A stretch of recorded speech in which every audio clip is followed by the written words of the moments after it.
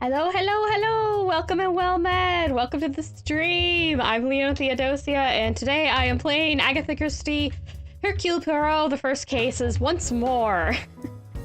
We left off on a bit of a hit cliffhanger, because I was like... Well, I wasn't like, I definitely was. Didn't have the time to get through the next bit, but hopefully we'll get through it today. And maybe we'll get to the end of this particular mystery. I'm pretty sure there is quite a bit more afterwards, so we'll get to see maybe the start, but we'll have to see how much we get through today, because I honestly don't know really anything about this game except I think I looked it up once and there's like 16 or 19 chapters. My brain can't remember. I just remember somewhere there. There's more chapters than what we've been through, if I'm remembering correctly, is my point. So let's jump into the game. Oh wait, let me double check. Okay, yeah, we're good. Yep. Alrighty. Oh, do I want that there? No, I don't think I do. Oh, where do I usually have it? Okay, yeah. Like, the chat's in the wrong spot. Where do I usually have it for? I think it's just there. Alright. I believe... that is the wrong menu. Not what I wanted. It's not what I wanted. Oh, we can connect things already? I don't think we've talked with the servants yet. I wanted to double check to make sure. Inspect the staff quarters. Yeah. We actually could... Okay, well, I guess I'll try this. I thought I was gonna talk to people first, but if we can connect things, I probably want to, because that'll probably get me questions to, you know, ask the people. So, okay, what do we have here? We have some for Raihana, a telephone, Archibald, the murder, Hugo, abandoned clothes, Elizabeth. Did they dress up as the Major? These do not strike me as a pair of boots worn by the Major. There have been some hard miles walked in these, so who do these belong to? I cannot think of anyone else that would own a coat like this in the house. Why is it here? The Major's coat. Hello, Garmaris. Welcome, welcome. Okay. Hugo claims he saw the Major outside smoking a cigar, but this was sometime after I spoke to him. A war medal that I assume must belong to the Major. Why is it connected to Archibald then? Okay. The phone call was made for my benefit. Had I known the telephone lines were down at the time. Why did Archibald stage the phone call? No earthly clue. Raihana claims she took ice to the Major. She still confirms she took ice to the Major in the study following the altercation with Gideon. Why does this seem significant? Because it was after the phone call? I'm gonna try this. I don't think it'll work, but we'll try. Oh, it did! Okay, never mind! Apparently I should have a wee bit more confidence. The theory that the Major had been killed during dinner was nothing but a ruse. Why have the staff covering for the real time of death? This was one of them! Sorry. Not really. Why are the staff covering the real time of death? Staff may be involved in the murder. I'm... Wait, no, I didn't get... It's not 2 again, it's still 1, so I actually cannot connect that. Is it just the clothing items? Like somebody used both these? Okay, no. I wanted to check, because that was my one thought I had. But no. So we have the coat of the Major and these worn out boots. They're not directly related. They might become related indirectly. Oh, Elizabeth is quite upset. Understandable considering the events that have transpired here this weekend. Yeah. Okay, is this the bottom? Yeah, this is the bottom. Okay. So I have 2 questions. No, wait, these are checked off. Staff quarters. Half quarters. I promise I am better with her. Okay. Talk to Hugo to advance the investigation. Yeah, we did that. It has a little check mark on it. I need to remember to check the check mark. If it has 3 dots, I haven't done it. If it has a check mark, I've done it. I wish they'd have more of an indicator than just the same gray circle with a different symbol in the middle. I like colors. I'm a very sight-based person. Okay, but these two, okay. What else do we have that's questioned? These two? Those two. Wait, did it let us connect? Did I try this? No, I didn't. Is it just this? I guess I'll try. Is there something I am... Wait, yeah, no, wait. I already I immediately forgot. Good job, me. Wait, let's see. Rihanna, distraught, Luke passed away. Losing a... Oh, right! They were siblings! Okay, losing a sibling must be truly devastating. As an only child, I cannot imagine living with such pain. How does Rihanna cope with such loss? She brought the ice.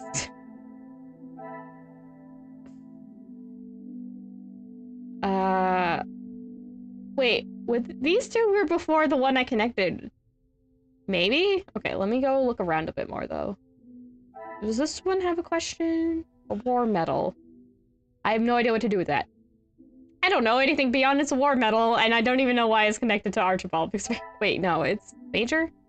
Belong to the Major. Okay, so I know that. I have no idea why it's connected to Archibald. Why?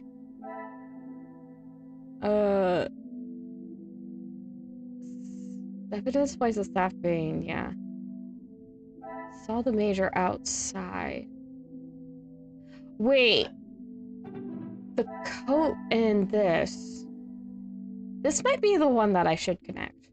The pieces of the puzzle have finally come together. Yes! I think I need to turn it up, though.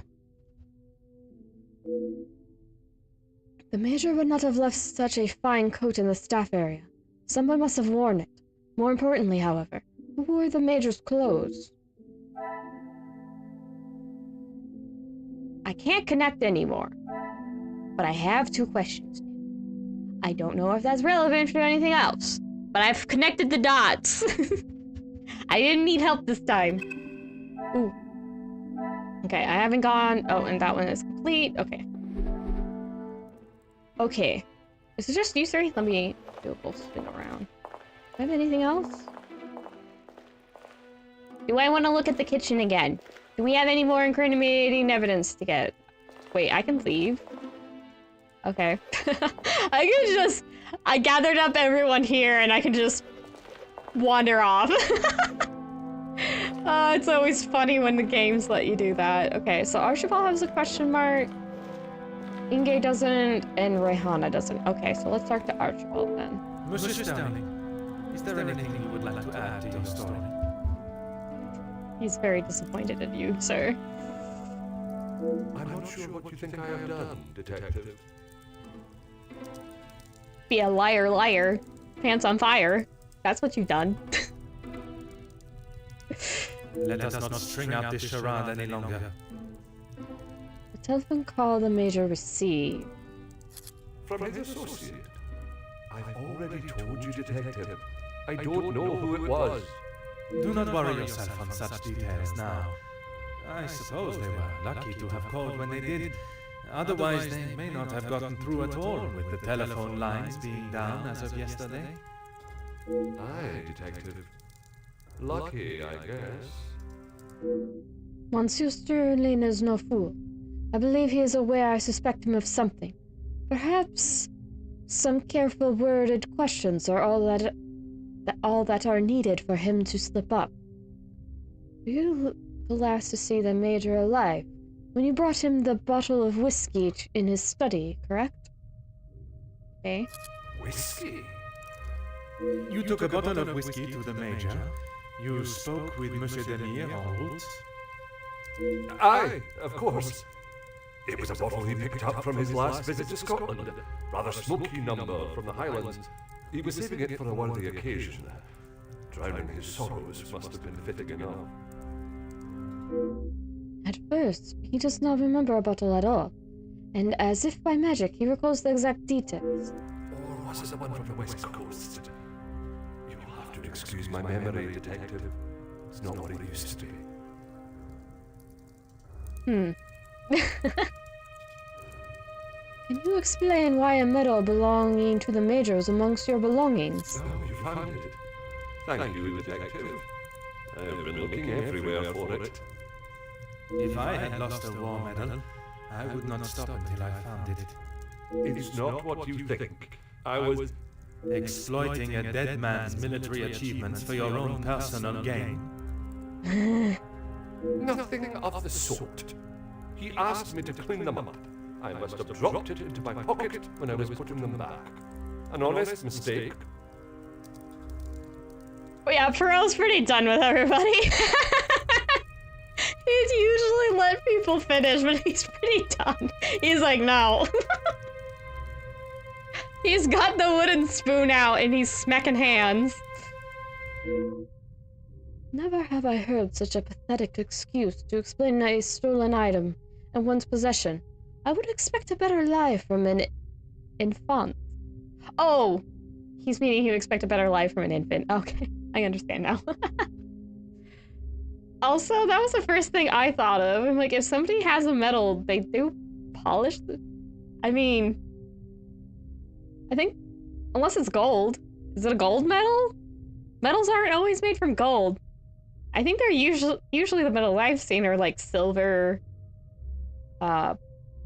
bronze, brass. Brass is really common. Brass lasts a while. I actually didn't know for the longest time. Apparently brass, like, scientifically speaking, nearly doesn't decay, I guess? I have to look into that more to see how true it is, but I guess it lasts for, like, a stupid long time or something? So I've heard. I need to check it to make sure it's true again, but I'm like, if that's true, that's interesting. But it kind of makes sense. There's like brass statues everywhere and brass adornments. And they can be old and not taken care of too much, but they still don't look bad and you like wipe them down and then they're fine. So I'm like, maybe it's true? I still have to look into it. Anyway. It's neither here nor there for this mystery. Okay, what is our next question? I cannot claim to be an expert, but I would presume a medal like that would be of quite some value. I wouldn't know. Probably. Your father was in the military for many years. That is what you told me. I don't remember this at all. I'm glad Poirot remembers things better than me. Then again, it's been a lot longer for me. I should be nicer to myself. He was. Yeah. And your family still keep his medals? They were sold. And why was that, monsieur? Is my family on trial now, Detective? No, you are. Only you, monsieur. And I repeat my question. Because we needed money. Voila. He really isn't pulling his punches. Monsieur Sterling was well aware of the medal's value when it found its way into his belongings. You claim the Major asked you to clean his medals for display purposes. No, he keeps them safe with some of his old military documentation. Is that a typical job for the head butler? He trusts me to do a good job. I told him I used to clean my father's, so he asked me to do the same. And where does he keep these items? In the safe? In the storage room. I know where everything is, so it's just easier if I fetch them for him as and when he needs them. Do not recall seeing any military memorabilia or keepsakes when I was in the storage room. Could there be another storage room he speaks of? The secret room? That was alluded to us last stream? Secrets? I would like to know. The mystery games. Finding secrets is kind of the reason why you play these. Okay.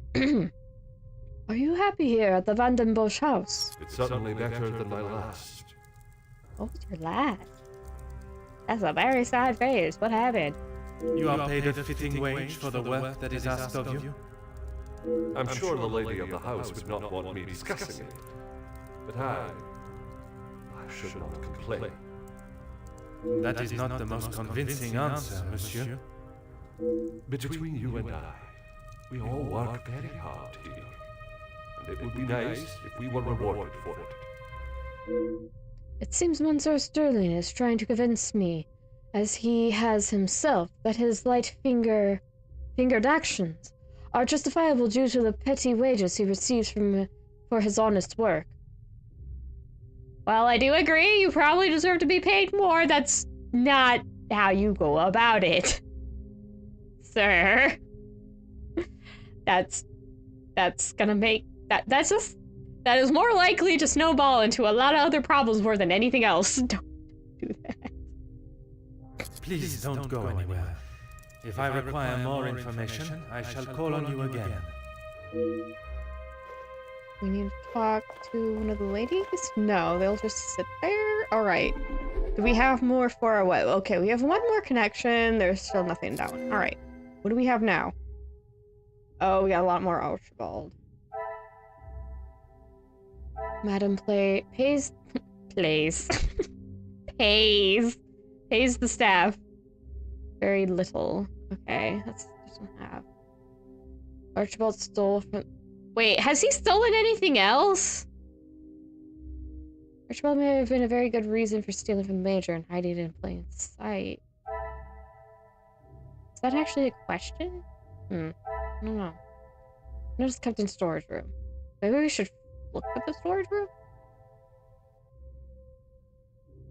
Archibald claims he lost some medals. A head butler that is forgetful and clumsy is too conceited wins the title. Archibald forgot he took the whiskey. Okay. We got more on the phone call. Archibald hasn't noticed the lack of calls. A head butler that does not notice the telephone suddenly stops ringing for days. Strange. This man doesn't notice anything. Man knows nothing. Or he knows everything. He's a very good actor.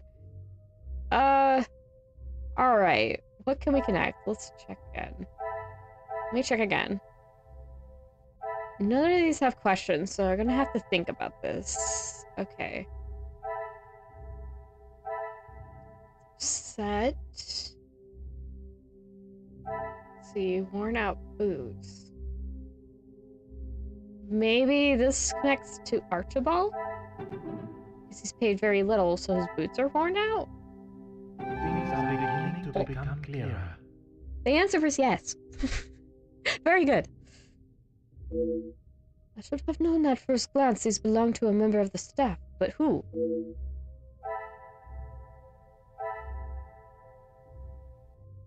Can you connect something else? Who? Elizabeth? I must take a different approach if I am... Okay. I'm like, is she upset having to do something with the boots? But no.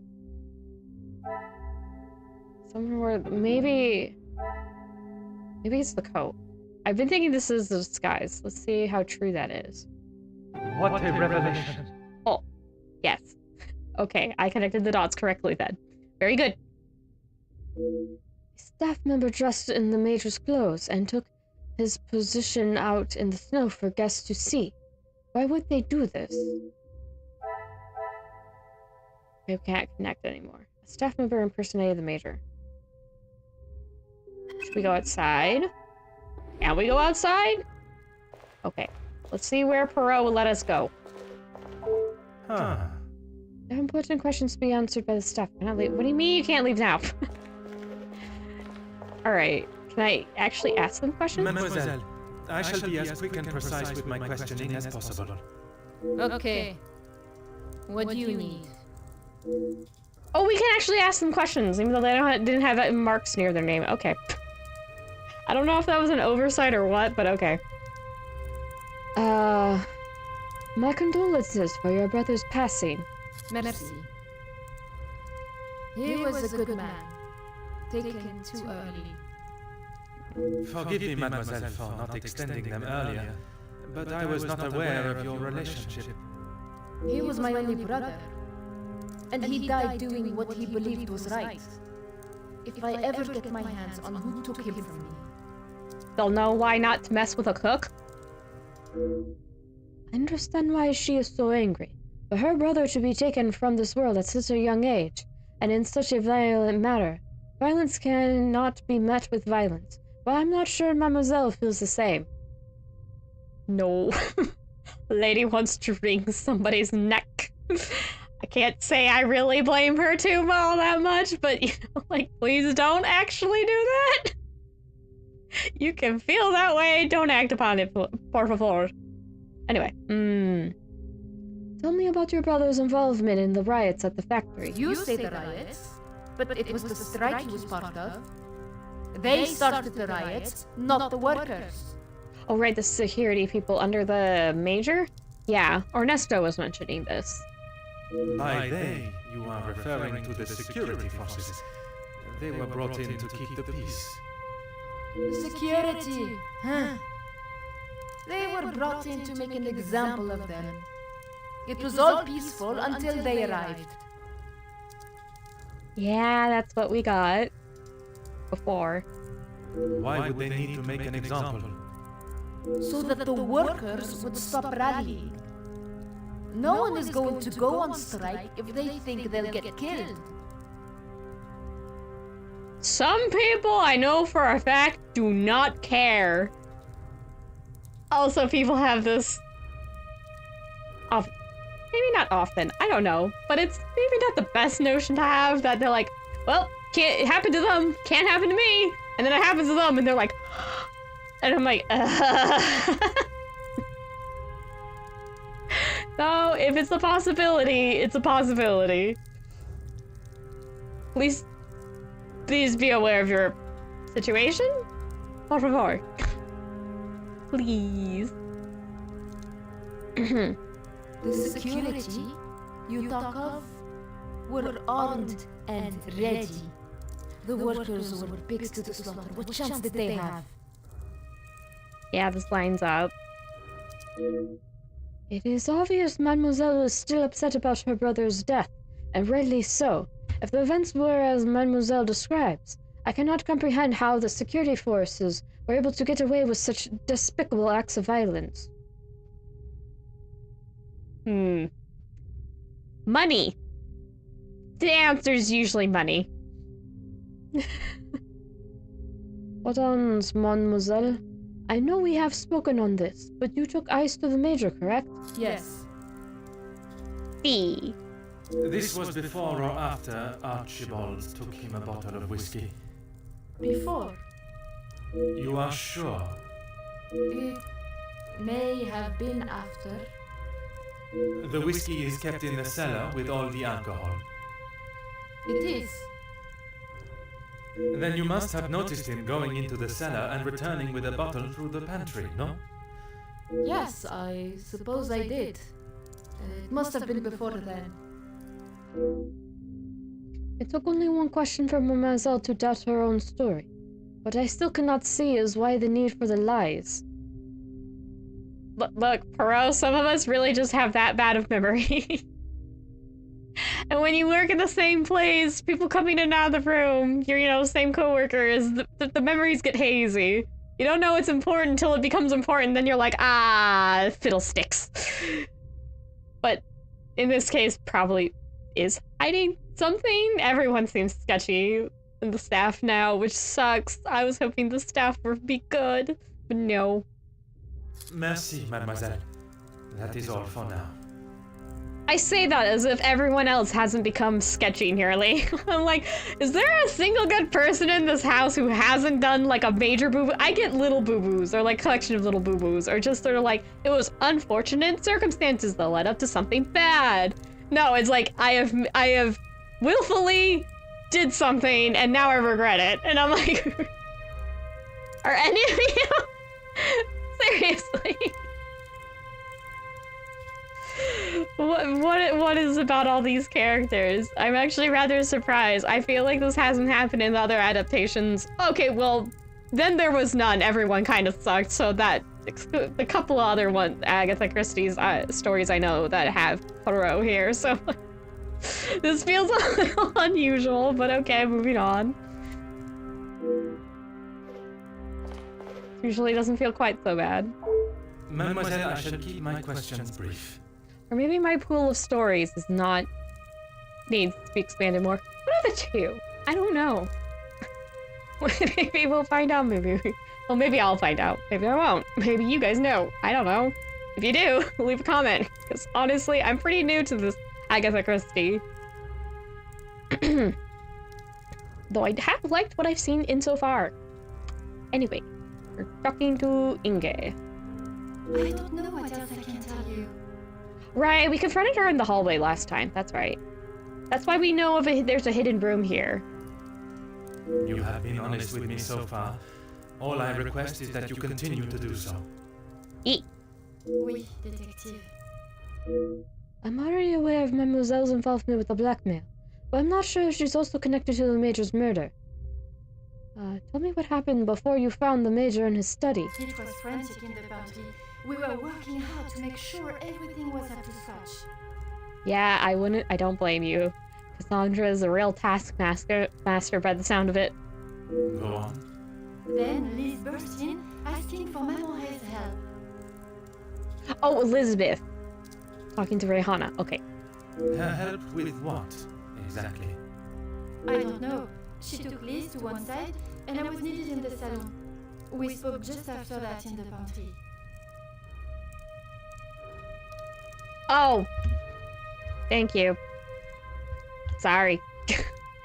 I need to remember when I have to use a different audio for when I'm like playing Final Fantasy or Stardew Valley. And I forget I need to turn that off when I play off my Switch. Oh boy. I should hold on, let me leave a note for myself. Okay. This. Where is my pen? Let me just even though I guess check audio. Check audio. Oop. That's not a very good eye. There we go. Fix it. There, hopefully this won't happen so much. Ugh. Oh boy, did I have an echoing audio all of yesterday? Or maybe it just resets. No, it was probably all of yesterday. Oh, great. Ah! That's annoying. Okay, yes. Great. Elizabeth came over, got Rihanna, and then Inge didn't know what happened afterward because she went to the salon. You did not question what she needed help with? I was too busy. I love Liz, but she sheds a tear at almost everything these days. Although, I have never seen her look so pale. Land of the sticky... I used the same sticky note! But yes, I do still have a lot of sticky notes on... I have 1, 2, 3, 4... 8. I have 8 sticky notes. I like my sticky notes. It's kind of bad though, because they do get blown off the wall, so then I end up having to sometimes just actually use tape to keep them stuck on. Which kind of defeats the purpose of sticky notes, but oh well. It is what it is. Anyway. Gosh dang. Okay, yeah. Mademoiselle Elizabeth still looked pale when I saw her earlier. I understand the amount of work that goes into keeping a house of this size running, but Madame cannot expect the staff to work if they are ill. So, did Elizabeth cause the murder?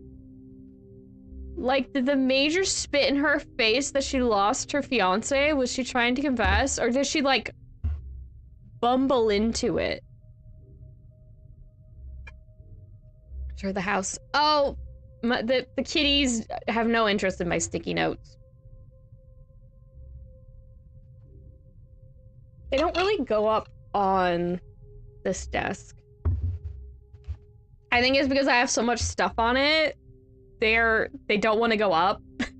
Because they get yelled at if they knock something over. And they get a good telling off because we're like, no, don't knock things over. Some of those things are breakable. Anyway. Perhaps Mademoiselle Rehana can clear up the reason for Elizabeth's panic. Merci. I shall return if I have any further questions. Okay. Hey, Go on, Rehana. detective. Tell me all about Elizabeth yesterday. What is there to say? Being locked away in the pantry, I don't see her for most of the day. That may be, but she came looking for your help before dinner was served, did she not? She wasn't feeling well, that's all. And she came to you. I told you, we are a family here. The girls come to Mama Reh if they have a problem, and I fix it. Hmm. When I saw her earlier, I must admit she was not looking herself. Perhaps I should check on her. No! Just leave the poor girl. She'll be fine after another bowl of my homemade soup. She just needs her rest. Is Elizabeth dead? I'm sure Mademoiselle Rehana is a loving mother figure to the staff, well away from their families, but her eagerness to keep me from seeing Mademoiselle Elizabeth again does not sit comfortably. Merci, mademoiselle. That is all for now. Can we please go check on Elizabeth? I'm concerned. What else do I have? Okay. Do I have anything for the thingy? Okay, I have another connection. Veronica plays Elizabeth's under the weather. Let's see. Stole from the major. Okay, we got a couple around. Rehana believes workers didn't stand a chance. Rehana speaks with such anger about the strike, claiming the workers were pigs to the slaughter. Oof. Rehana unsure about timings. I understand she must have been incredibly busy in the kitchen, but forget a detail that proves her innocence. Why is this significant?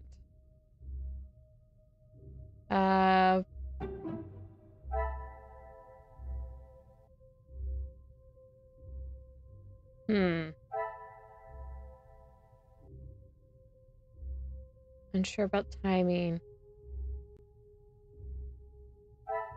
Cope with the loss. Did she stab him with an ice pick? It's getting to the point where Rehana might be stabbed this man with an ice pick. Oof. Ice picks are scary. I don't like being near them. I'm gonna be honest. I've seen ice picks before, and I'm always like, nope, keep that thing away from me. I don't want to get near it. Okay, a staff member impersonated the major. Who would do that? I don't know. What are other connections? Staff covered for the real time of the death. I mean, I would connect this. I don't know if it'll let me. I must act on thought and... Nope. Nope, not that. Okay, did I get anything else? Yes, it's just those. It's Elizabeth not feeling well. And... workers didn't stand a chance. Is there anything? Okay, wait, no, hold on. Let's regroup. What has question marks? This one does. That one doesn't. Obviously this one. Yeah, these usually do. That one's there. We've connected those. Yeah,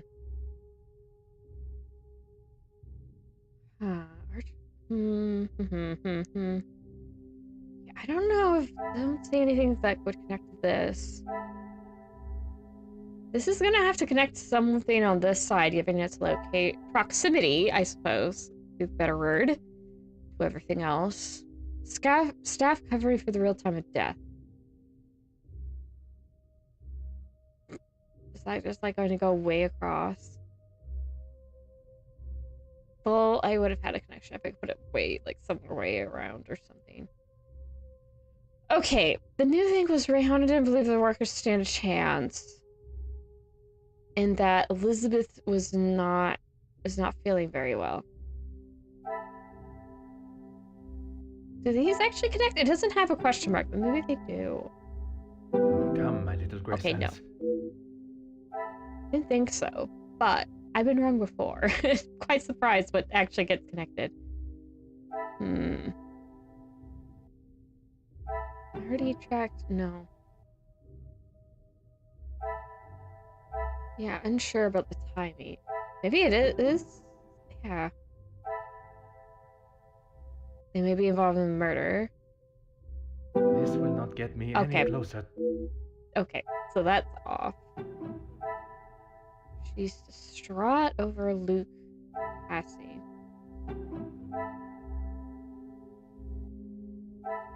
Oh, I'm getting pitied. Archibald forgot he took the whisk. Oh, these two events. Yeah. Need to connect them. I need to remember that. Also, we find a moment of genius. I need to remember when we find new information, I need to connect it into Swag. I always forget that. Though I guess I just finally put to words what I keep missing all this time. That makes it obvious. I'm like, yeah, if I figure out something and have bubbles about it, I need to make sure they're connected. Alright. How can either of them forget something so important from only the day before? It's not so surprising for me, who has a terrible memory. Will literally forget things I did like 2 minutes before. Forget the day before. There's something... There's one connection. I'm not sure what I'm supposed to be connecting. I would assume it's this. This is the only new thing. We would have more connections than just that if there's anything else. What do we connect it to? Okay, let me read this. How can either forget something so important? Only the day before. Unsure of their stories.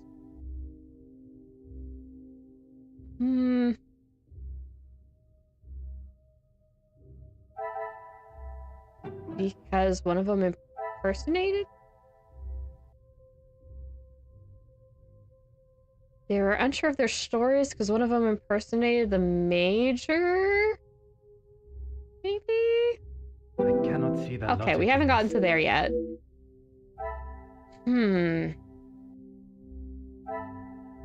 It's not just the staff are involved. I don't think... This needs... Okay, that's not a... They may be involved. So we needed, like, absolute... Let's see. Stories. Does this connect to the phone call as well? I cannot see the logic in this. Okay. Alright, because there's stories in the phone call is like a both time-based?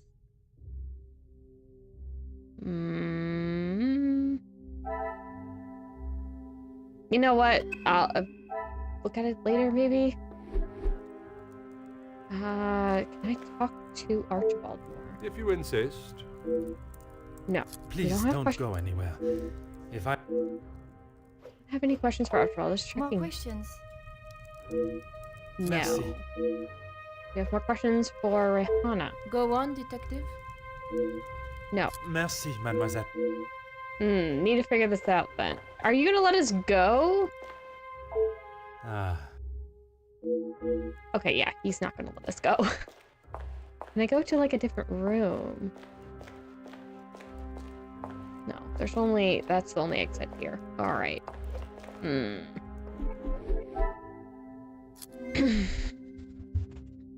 This is the new one, so it's gonna be the one...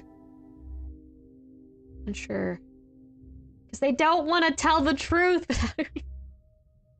Because they're doing something else, or maybe they're really busy.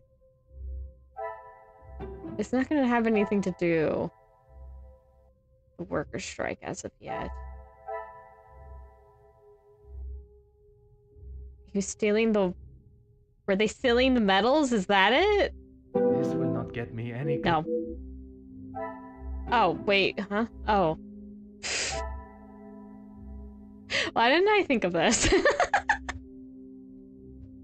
I'm a dummy. I deserve the pity. I should not be surprised by my own skills of deduction. Moving on! Both Archibald and Rihanna played parts very well. That is until they became complacent. Why do the staff feel the need to fabricate stories? Still connect. Yeah. Because the staff's involved? Order and method. No, it's not the straightforward. That is... straightforward answer. Archibald and Rihanna fabricated the story. Both Archibald and Rihanna played parts very well. That is until they became complacent. Why does staff feel the need to fabricate stories? Well, they're protecting... Oh, wait! Maybe it's just impersonated the... Major. Magnifique. Yeah, okay. I almost had to relay their stories back to them both. I obviously cannot trust a word they have said. Why are the staff hiding the truth from me?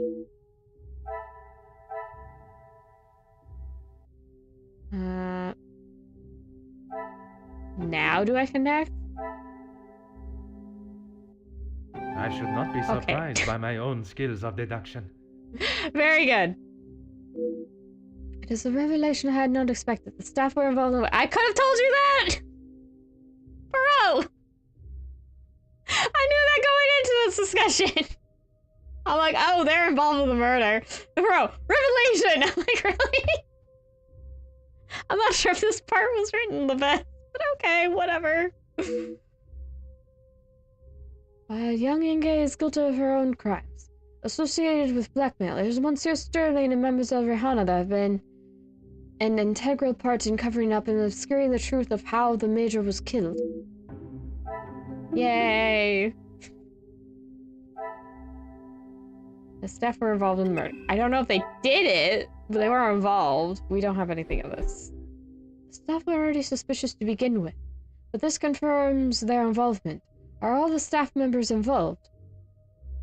Well, no, Inge doesn't sound like she was. She was doing her own thing.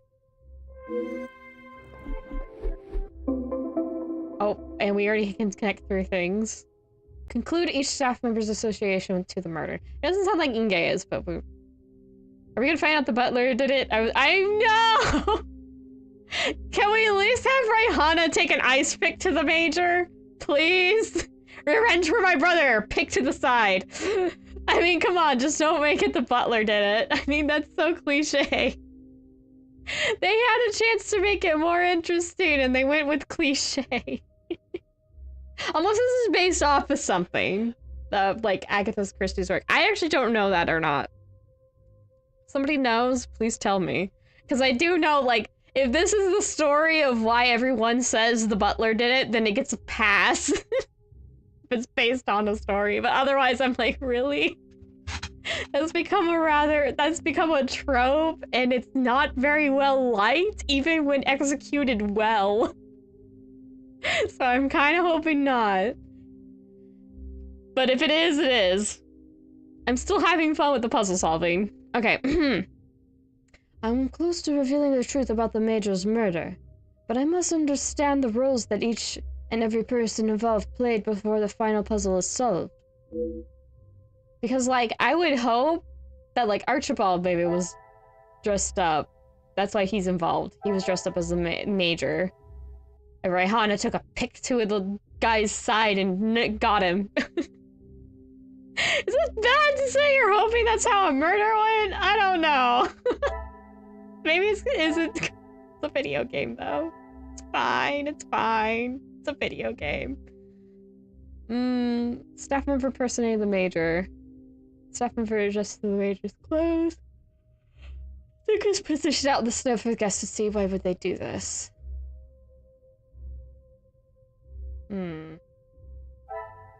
Archibald also staged a phone call.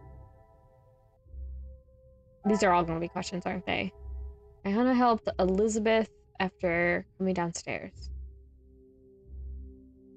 The Major's room is like, I'm also thinking it might be Elizabeth and Rihanna and Archibald are covering for Elizabeth because Elizabeth might have also stabbed the guy.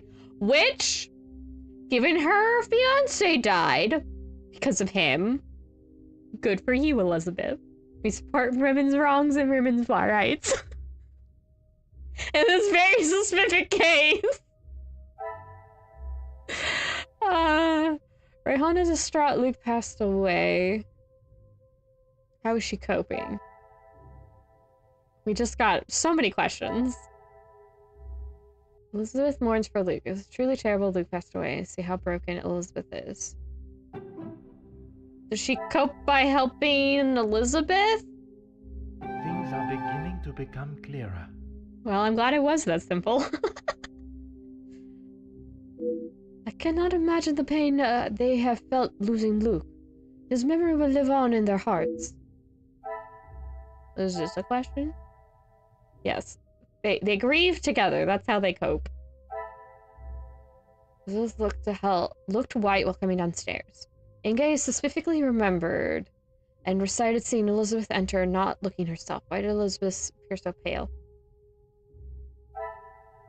Inge feels disconnected from her peers. Inge speaks of the family like a dynamic they share, a bond between certain staff members. Is she part of the family? No, I don't think so. That's another reason why. Staff are involved in the murder. Is this gonna be another bunch of dots to be like, hey, they're involved again? Crying out loud.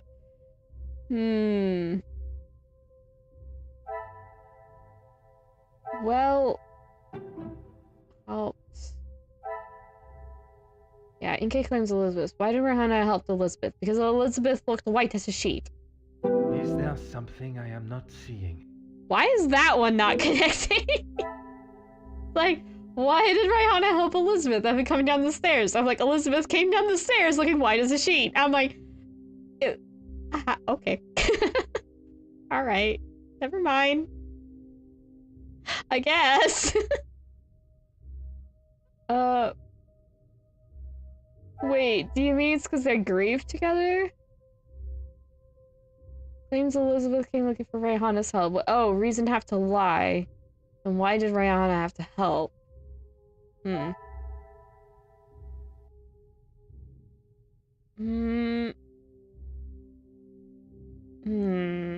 would she look pale?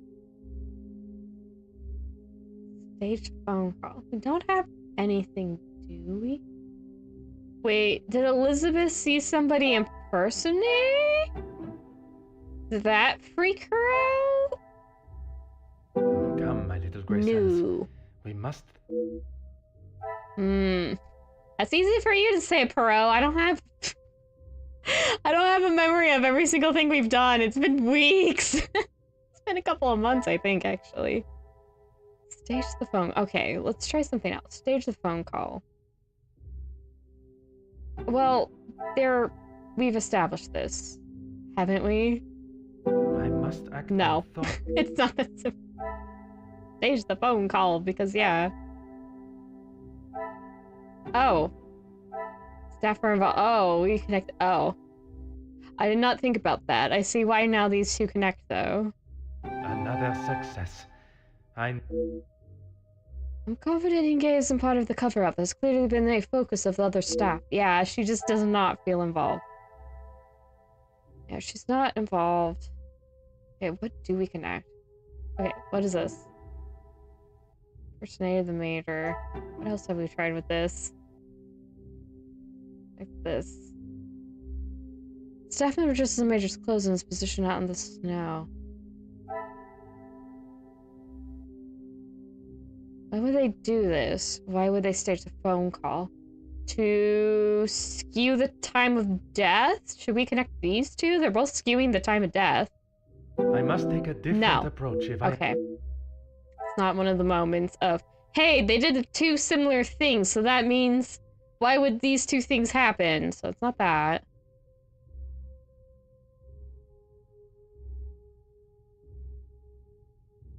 Wait, was Elizabeth disguised as the Major? No, I've already connected this. That would be... It's not Pale coming downstairs. Phone call. She was really freaked out that the phones were working again. No, that doesn't make sense. It's gotta be... We had 3 connections from the get-go, so it's gotta be the original ones. We have one more of the original things that can be connected. Okay, what if I tried with this?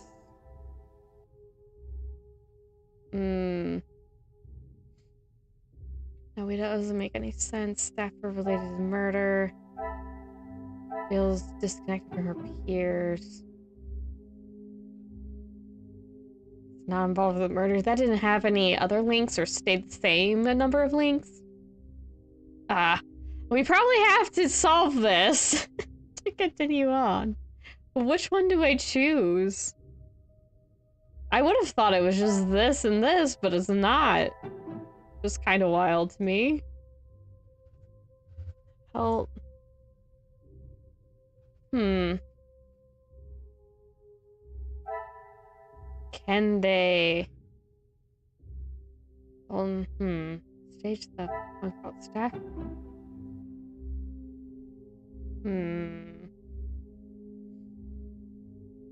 I have tried connecting these two. Yes, I did. Wait, so what? Did she help Elizabeth because a staff member impersonated Major? She lied because Elizabeth was impersonating the Major?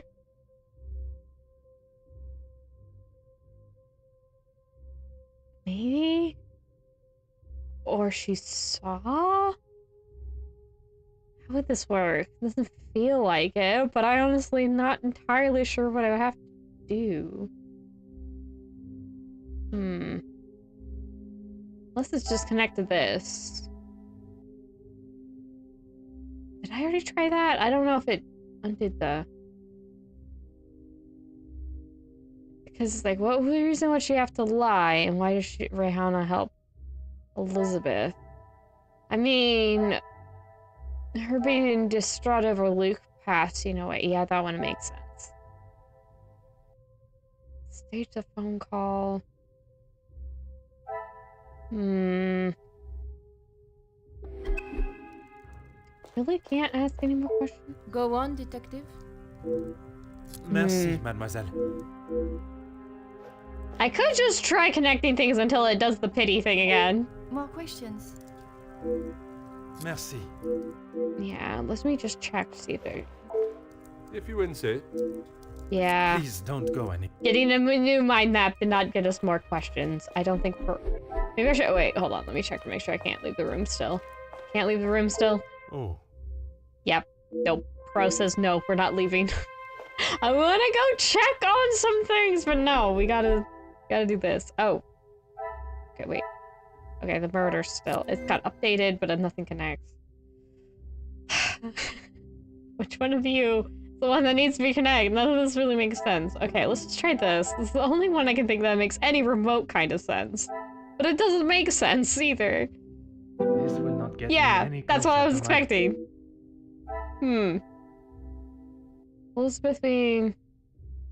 I mean, would this also connect to here? I haven't tried this, I guess. The pieces of Oh, the it does. puzzle Okay, thank finally goodness. come together. Okay, thank goodness. That was connected to 2 things. Elizabeth was pale as a sheet because she saw that the staff were involved in the murder somehow. Okay. Okay. That's good. I'm so glad I figured it out earlier that more than one thing can be connected to a bubble. I wish they had a little thing just saying, like, you can normally connect to the bubbles, but on occasion the bubbles can be connected to other things, because for the instructions they first give, it sounds like you just connect 2 dots. They don't connect to anything else. I had to figure out the hard way. Anyway. Elizabeth looked pale and the other members of staff. I think that's supposed to be a we're busy with their duties. She must have found the body. But did she play a part in the murder? Okay, we can connect more.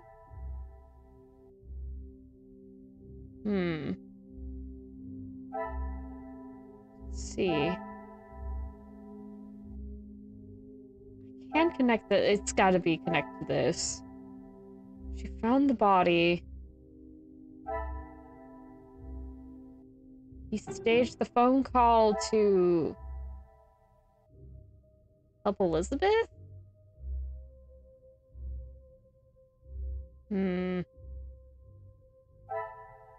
Or staff member impersonated the major.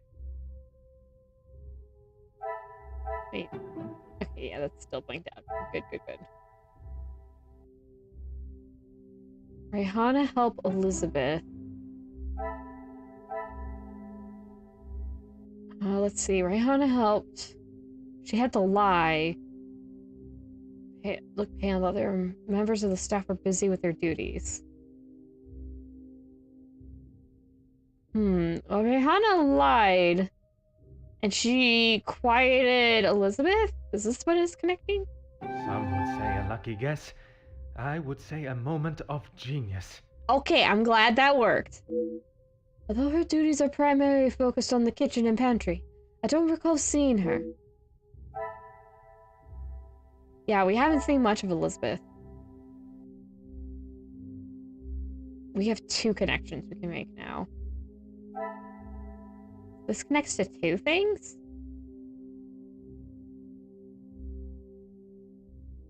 Well... Is it these 2? So we don't have them connected. Magnifique. Yeah.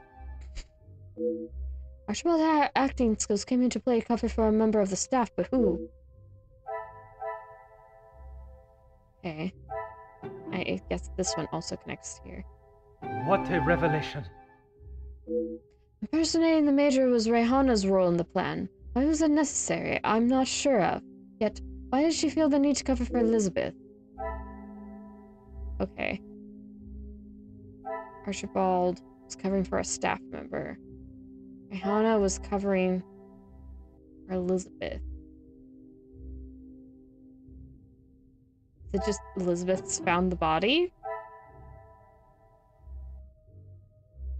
Cover for the member of the staff.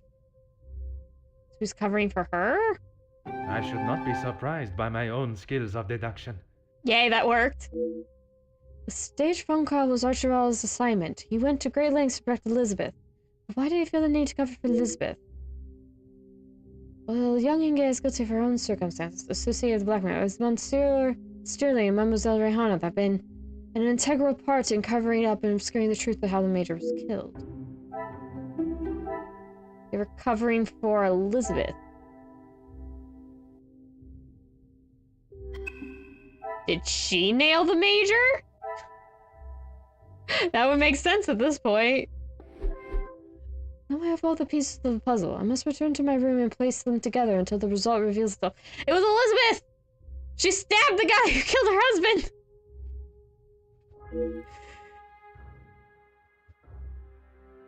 That's my guess. That's what it seems to be indicating. At least it's not the butler. He was covering it up by the sound of it. It is time for my little grey cells to go to work. I am so close to uncovering the truth. What? We need make another? Okay. Oh, investigate the murder, I guess. Oh gosh, we've got so many pieces. Oh boy. Oh yeah, letter opener, ceremonial dagger, poker, first aid kit, pocket knife. Rihanna, staff are involved in the murder. Rihanna was covering for Elizabeth. Archibald station. Is it these 2 first? Do we connect these to say they both were doing this? Another success. Okay. I never... How could I have allowed this to slip through my grasp? Elizabeth is a murderer. Yes! Did we figure this out? They're covering for Elizabeth. He killed her husband. What is her name? Hold on. Oh, can I not switch? Oh, I can't switch. It's like, my name is Elizabeth. You killed my husband. Prepare to die. Okay, it wasn't the butler. Can we back out of this? I cannot believe I did not see it. Blinded by my own trust. When I look back now, the clues were there, staring me in the face. I spent my time chasing connections between the guests. Their motives and agendas were more than enough to raise suspicion. But while distracted by them, I failed to notice the one absent member of the household. I didn't. I was wondering where Elizabeth was a few times. But I still cannot grasp his why. I promised myself that after that fateful day in the capital, I would not let my judgment steer me adrift. But once again, it is I left looking the fool. There is nothing more that can be done tonight. I must at least try to rest my head in preparation for confronting Mademoiselle Elizabeth in the morning.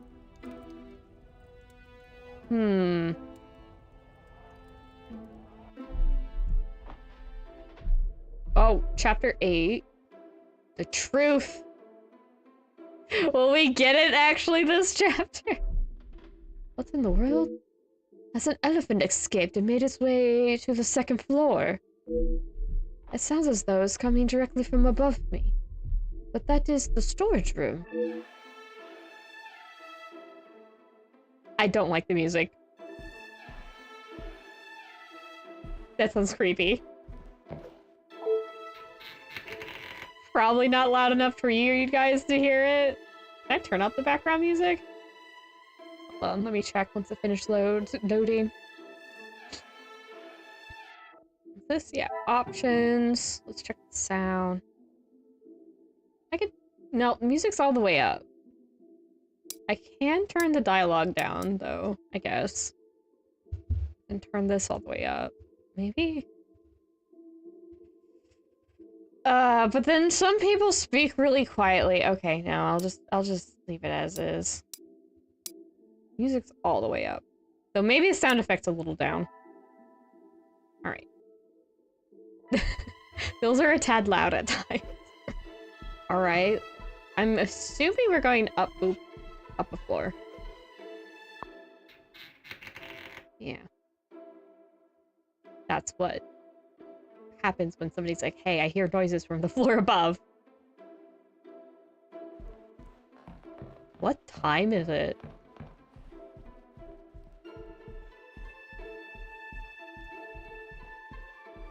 Music is so spooky. I really don't know if y'all can hear it or not, but I think it's kind of spooky. Maybe it's a good thing if you can't hear it. I wonder if... Oh. That's ominous. I don't like that. I'd be more worried. Storage room is over here, yeah? Yep. Oh, I don't like this. Sneak. Sneaky. Oh. What would Monsieur Sterling be in here chattering around in the dead of night? Hi. Investigate Archibald's suspicious behavior. Archibald's up in the middle of the night making some amount of noise. I must find out the extent of his behavior. This is Archibald. Dude, you woke me up. Monsieur Sterling. Oh, Detective, I was just... Please, I eagerly await to hear what reason you give for being in the storage room at this hour. A butler's job is never... I am no fool, monsieur. You have spun enough stories this weekend. Honestly, Detective, you don't trust anyone. No, most of y'all have been really sketchy people, to be honest. And with good reason. Yeah. My patience has all but run out. What are you doing in here? I've been thinking about my time with the family. I often think on fond memories, but it does not take me to a storage room in the middle of the night. You woke me up. Why? There are many memories held within these walls. I just wanted to see them again. Monsieur Sterling sounds as though he plans on leaving the house. Sounds as though you were moving the furniture in here. You have done nothing but deceive abuse your position in the house. Both you and Mademoiselle Rihanna risked your freedom to help Elizabeth. I guess I can ask them all. I didn't realize the noise I was making. Obviously. Were you preoccupied looking for another of the Major's medals? That's a bit rude, but I understand you're kind of fed up with everybody right now, so... Of course not. I already explained. No, monsieur. You attempted to dupe me again into believing one of your stories. Please, detective. I know you know how it ended up in my possession. I was just trying to get some extra money together to send home. I can't lose this job. If Lady Van den Bosch found out... Theft of a medal would be the very least of your problems. You have done nothing but deceive and abuse your power, abuse your position in this house. Deceive? I'm sorry that I lied to you about the medal. When confronted, Monsieur Sterling remains steadfast and refused to acknowledge what he has done. Would you care to explain the fake telephone call? It was purely for my benefit, no? Why would I fake a telephone call? The lines have been down for like a week! The same reason that Mademoiselle Rihanna dressed in the Major's jacket in the snow. To allow not only the guests, but me, to believe the Major was still alive. I'm just surprised that Mademoiselle Rihanna can pull that off. I didn't kill him, detective. I know. I know, monsieur. But I also know that you helped the one that did to cover their tracks. It wasn't like that. We were just trying to help. She had no part in it. Both you and Mademoiselle Rihanna risked your freedom to help Elizabeth. You never let on. How long have you known it was her? A little bit ago. Monsieur, I am Detective Hercule Poirot. I only show my hand when I deem it necessary. You will be taking her away then? She will stand trial for what she has done. But you don't know the full story. She is just a servant in this house. If she is arrested, that will be the end for her. If Mademoiselle was only protecting herself, as you both have claimed, she will surely be found innocent. You still have not... You still have... Gosh, you have still not explained what you are doing in here. The Major's military storage box. The one that stored his medals. Amongst other things, yes. And those other things are? I had to protect her. If you found it when searching the study, you would have carted her off then and there. Whatever it is you have hidden, it will not remain that way for much longer. Monsieur Sterling is obviously hiding something. I should perhaps conduct my own search for it instead of relying on his cryptic messages. I need a moment. Yay, we get to snoop. Snoop. Catch Saint Kirby. Aha. What are the many saint carvings from around the house? Embedded in a box. Why is a saint carving in here? No idea. Is there a door behind this? Wait, I actually no, I think there is. Look at the floor. There's scuff marks. Poirot. Poirot. You need to read more mystery novels. Wait, is that the only thing you can look at? I can't talk to Archibald anymore. Do I need to talk? I can just look at this. Really? I can just look at the saint carving? Hold on, let me try walking around again. Is that really it? Oh, it might be. Okay, do I need to use this? Okay. I guess so? Let's try. Oh gosh. Whenever I get a bunch of these at once, I'm always like, oh jeez. I'm not the best at this. Archibald hid items related to the murder. Monsieur Sterling would only hide items for what he believes is a good reason. What would be a suitable place for Archibald to hide some items? Attached saint carving. Of the many saint carvings around the house, abandoned in a box. Why is the saint carving here? Hidden room. It was for the hidden room? The pieces of the puzzle are finally coming together. Yay! But that carving may relate to a door in this room. This would explain even Archibald's presence. Much that maintenance takes time, no time to read novels. That's so silly! Secret room accessible within the storage room. That's where he hid the murder items. Magnifique.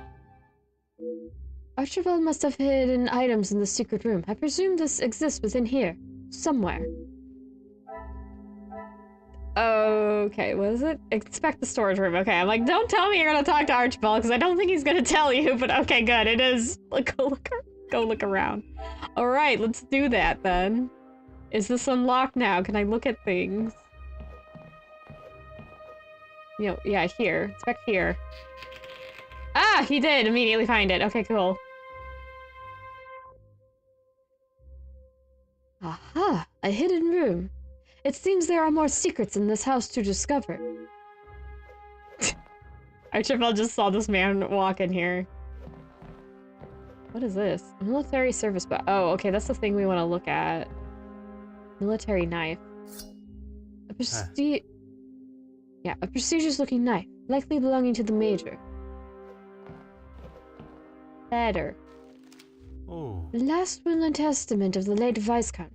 It seems he truly loved Angeline. Last will and testament declaration. I declare that I, Viscount Edwin van den Bosch, am of sound mind. This last will expresses my wishes without undue influence or duress. Article 1. In the event of my death, I hereby appoint my wife, Cassandra van den Bosch, as the executor of the Van den Bosch estate, and I leave the remaining wealth held in the Van den Bosch name to my only daughter, the Angeline van den Bosch, who you adopted without realizing it, I guess. Any outstanding debts, expenses of my last illness, funeral expenses, and administrative costs are to be paid from the Van den Bosch account at the National Bank of Belgium. To my daughter Angeline, you are the apple of my eye and the brightest star in the sky. Never allow your light to fade for even a moment. To my wife Cassandra, thank you for many joyous years. We have laughed, we have loved, and we have brought the most precious of gifts into the world together. I trust that you will protect her and prepare her for a future full of opportunity and hope. Viscount Edwin van den Bosch. Monsieur Victor... Ragu? I don't know how to pronounce her last name, I'm sorry. Ragel? And... Is that Petty? Petit?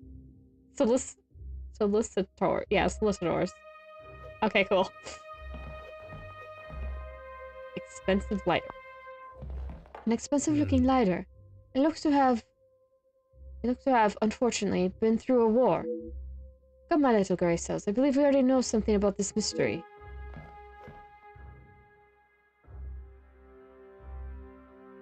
Did the Major kill the Viscount in the war?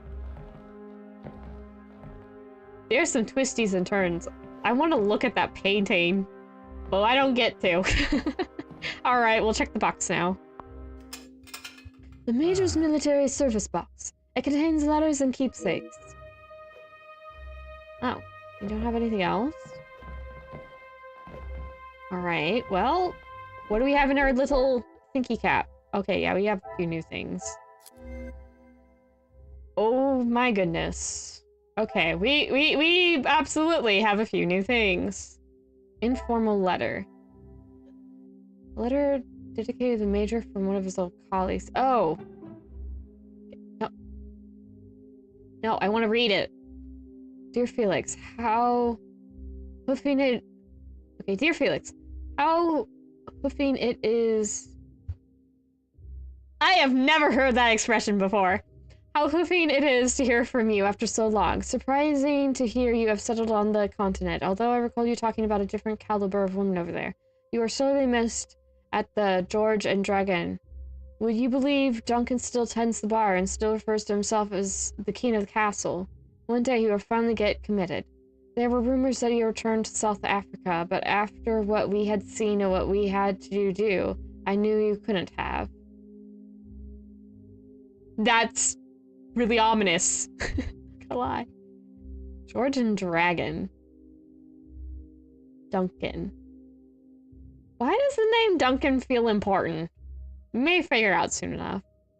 At your request, I have forwarded with this letter correspondence information for the remaining members of the battalion. I have no fear that they would be proud to follow you once more. I wait patiently for my orders. Did the major call on the battalion for the protesters? The major contacted old friends. The major was building his militia. Yep, sure was. The major killed prisoners of war. Oh. Discharge under other than honorable conditions. This is to certify that Major Felix Hagen has been discharged from the British Army in consequence of crimes against humanity during a period of war. Additional detail. While serving overseas, a number of prisoners of war were being held under the authority and supervision of Major Felix Hagen. While in his care, the prisoners were executed, an insubordinate act that disobeyed direct orders. His actions have been deemed in direct violation of the British Army values and ethics, and consequently, Major Felix Hagen has been withdrawn from his position and will return to England. Major Felix Hagen is to renounce all responsibility of rank, return any and all uniform, and will return to civilian life. Pension due to be received from the British Army will hereby be revoked, and any benefits are to be stopped with immediate effect. Yeah, dishonorable discharge. Killed prisoners of war. Wait, what does it say after that? The reason for the mayor's discharge, an act he must not be proud of. I presume he wouldn't want the secret to become public. The major is not receiving a pension. The major's reckless actions led to the removal of his pension. Did losing his pension affect his overall financial situation? Garden. A well-made... Oh, this is from the original... well-made lighter with the insignia of a military regiment. The major must have dropped it. Viscount left behind to Angeline. He must have wanted to ensure she was looked after once he had passed. Yeah, we just read that. Go. Under the guardianship of Madame. Although the belongings will go to Angeline, the Viscount requested they are under the Madame's guardianship. Oop. I didn't mean to do that. I didn't mean to do that. Oh, can I... Why is it not letting me zoom in? I'm blocking. Oh. No, it's just... Okay. Am I pushing the right... I'm pushing the wrong button. Okay, whatever. I gotta zoom in. That's fine. Military knife. Rose engraving. The rose symbol of the major's regiment. This knife must belong to him. Bloodstains. The blood looks to have been stained into the blade, despite clear attempts to clean this. What can I now confirm? Can I connect? Potential murder weapon. The major's knife is missing, and his body lies with a stab wound. It could very well be the murder weapon. Defensive strike. The wound is not common with an aggressive attack. More like a defensive strike. Did she scream at the major and then defend herself? That would make sense. Okay, yeah, those are both checked off. Implies he's leaving the house. Admits the cover-up. He's taking medals for extra money. Recognizable symbol.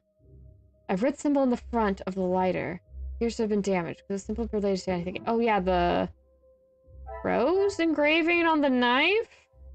What a revelation. Thinking of everything.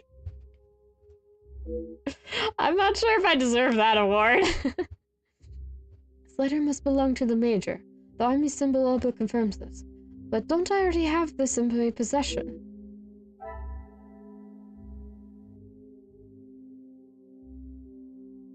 You do? You do? This is why we need an inventory.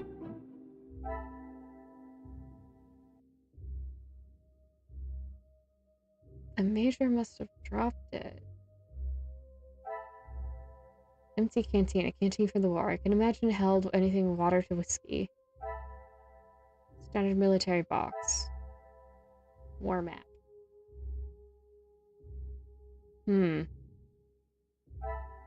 Just dropped it?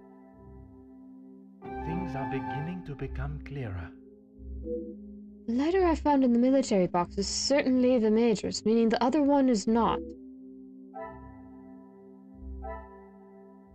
The lighter from the garden wasn't the Major's. The lighter I found in the military box is certainly the Major's, meaning the other one is not. Okay, we can ask Archibald about this, but there's something else we connect in this from one of these. Gosh, that's so many. Which one are we supposed to connect? Okay, those are... Which ones do have questions? I'll work from there. Okay. It's not these bottom two. Honorable discharge. This is just... Oh, wait. This is a question. Major's not receiving a pension. Did losing his personal pension affect overall finance?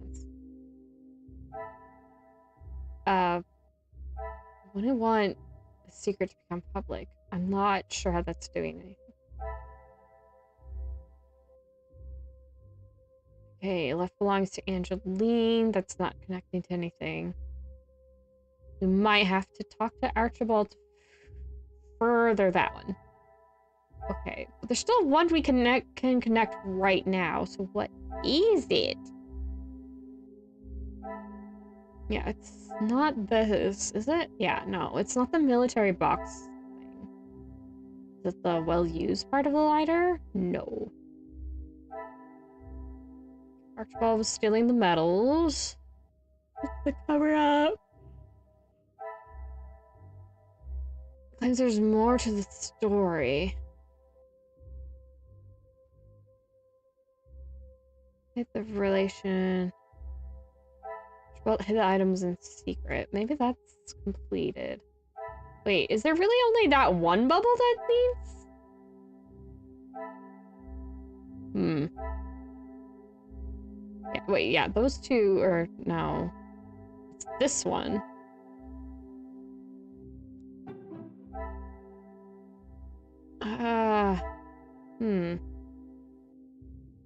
Guess it is. Unless there's one vice count. Yeah, okay, let's just go talk to Archibald. I'm going in circles at this part, so let's do something that progressed. Maybe it'll help me connect the dots. Hello. There is no use lying anymore. No! When I inspected the garden yesterday, I found a lighter and assumed it belonged to the Major. He always had his regiment lighter that he received in the war on his person.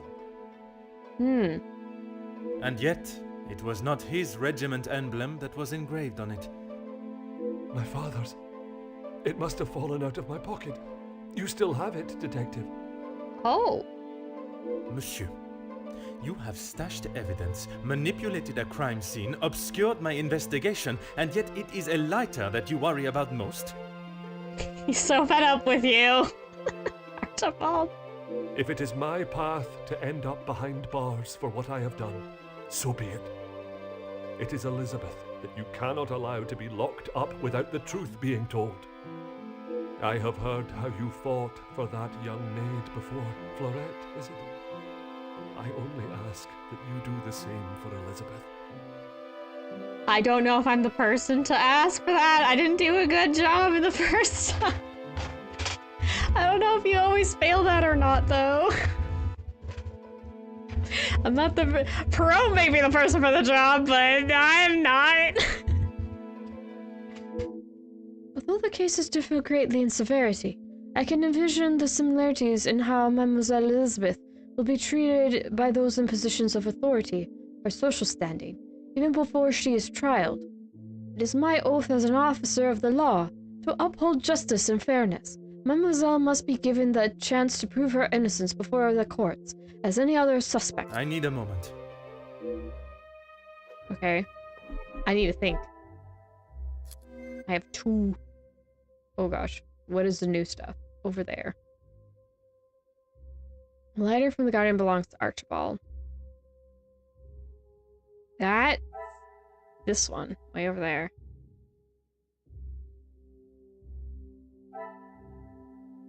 Is this... Wait. Been through a war. Is it? Okay. Archibald explains the lighter belonged to his father, and he must have dropped it when he was outside. Oh, we got this. Archibald was in the garden. Monsieur Sterling was in the garden the night of the murder. He would only be out in the weather to hide or collect something. Which one was it? Open window. Hey. Snow continues to melt. Okay. Because of the open window? Some would say a lucky guess. I would say a moment of genius. If the only thing I found was Archibald's lighter, he must have collected something else. What else did Archibald collect from the garden?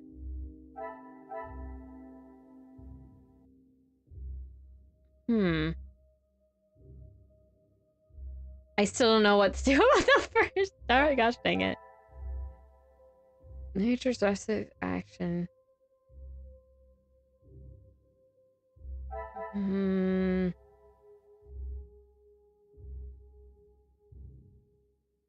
Where does it say he was poor? It's like, did this affect his overall financial situation? The answer is yes.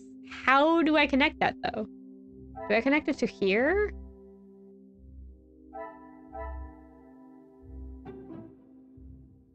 That's... I mean, he couldn't hire people, but he got favors? I must act on Okay, thought no, and that fact. doesn't... Okay, that's fine. Major Count his old friends, but he was honorably discharged. Dishonorably discharged. I keep saying honorably discharged. Not right. Maybe it's not a question one. What can we connect, even though it doesn't have a question mark at the end? Building the militia. Major killed prisoners of war.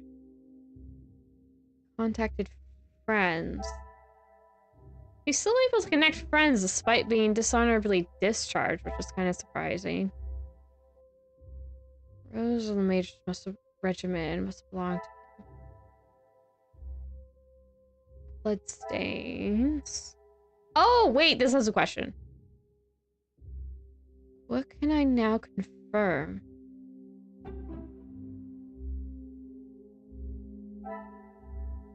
Blood looks to have been stained into the blade. Clean it. Oh, potential murder weapon? That it's the murder weapon. What a revelation. Yeah. The murder weapon has been found. Elizabeth must have used this in the study. Talk to Archibald about it. There is no use lying anymore. No. The absent murder weapon. You found it. Even the secret area that has been created here is not concealed enough to stop Detective Hercule Poirot. I couldn't just leave it at the scene for you to find. The Major was killed by his own knife. The knife that protected his life during the war would eventually be the one that ended it. There is some kind of poetry going on there. It was in his holster when he attacked her. He had hold of her arm. What else was she meant to use to get him off of her? Wait, you saw this? I cannot imagine the Major would have given his knife up easily. She must have been in close proximity to reach it. Perhaps he did attack her as she claims. She didn't plan any of it, Detective. She was only defending herself. Yeah, if some guy grabbed me and he had a knife on his belt, yeah, I might grab that and stab him. I can't say I would act, maybe I have acted too much differently. I would just be like, I mean, if somebody's threatening you physical harm and you're like, gotta get away, then yeah! Don't attack people. But we'll have to see if it's actually the case or not.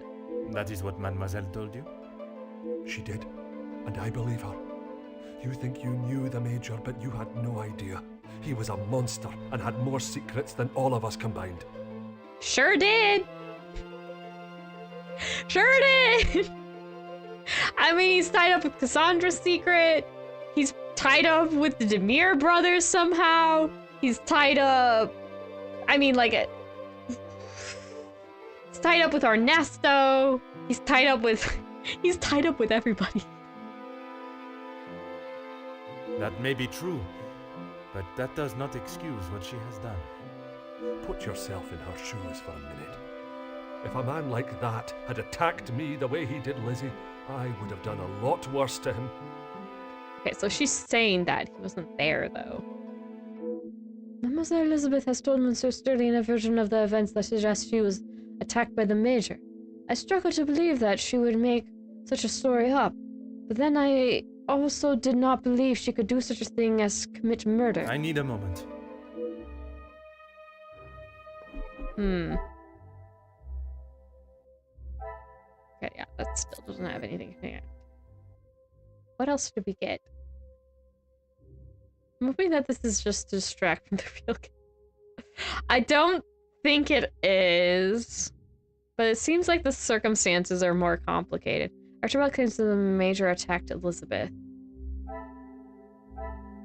It's right next to the well-used lighter. Oh, what can I do?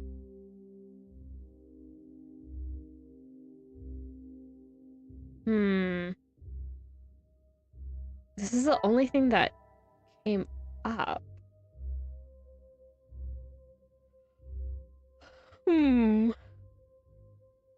But it's also from Archibald, and he's not the best. Is there anything else I got? No.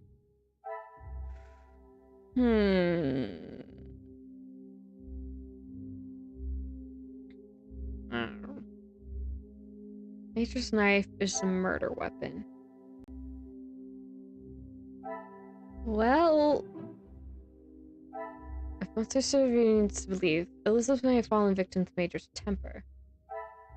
I mean, the knife is the murder. Wait. Didn't you say something about a defensive position? Stab wound? Where was that? Oh gosh, where'd it go?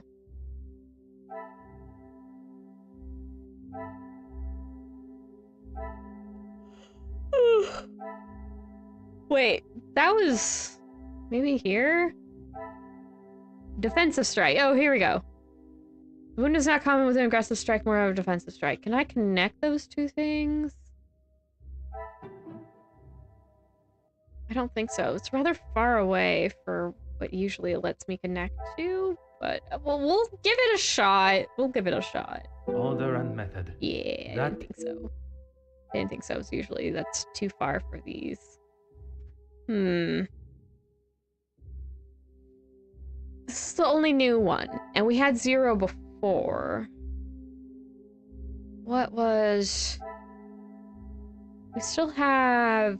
Yeah, affect his overall finances there. He attacked Elizabeth over finances. That's so far away, though. I have a feeling that's not gonna work, but I figured I'd try to see. Archibald. What else did Archibald collect from the garden? The murder weapon. Did he collect Elizabeth? Was Elizabeth... Did Elizabeth escape the window? Did he go after her? Is that a possibility? Archibald implies he's leaving the house. Yeah, what else? What else did Archibald collect from the garden? I mean, we clearly have enough, but I gotta turn my thinking around. But I don't really remember what was in the garden or not. Again, it's been weeks. I'm like, oh gosh, I don't remember. It's been so long. I'm not playing this like right after each other. I don't think this is the only one that has another question mark, I think. You know, I know it's silly, but I'm just attacked her over finances. Yeah, I didn't think. I just like, okay, just to be the silly. What can I do? What is doable? I mean, Elizabeth could have been out in the snow. Weapon has been found. Elizabeth must have used this in the study. Wait, can I connect these two things? No, okay. I was wondering. I'm like, oh, this is glowing. What do I... Oh, he took the murder weapon. Oh. Oh, wait, the knife was outside? Okay, I thought the knife was in the study. Okay, apparently it was outside. No wonder why I didn't get that. I thought he would have picked it. Okay. I should not be surprised by my own skills of deduction. So maybe Elizabeth did she huck it outside? How did it get out? Wait, was the major killed outside?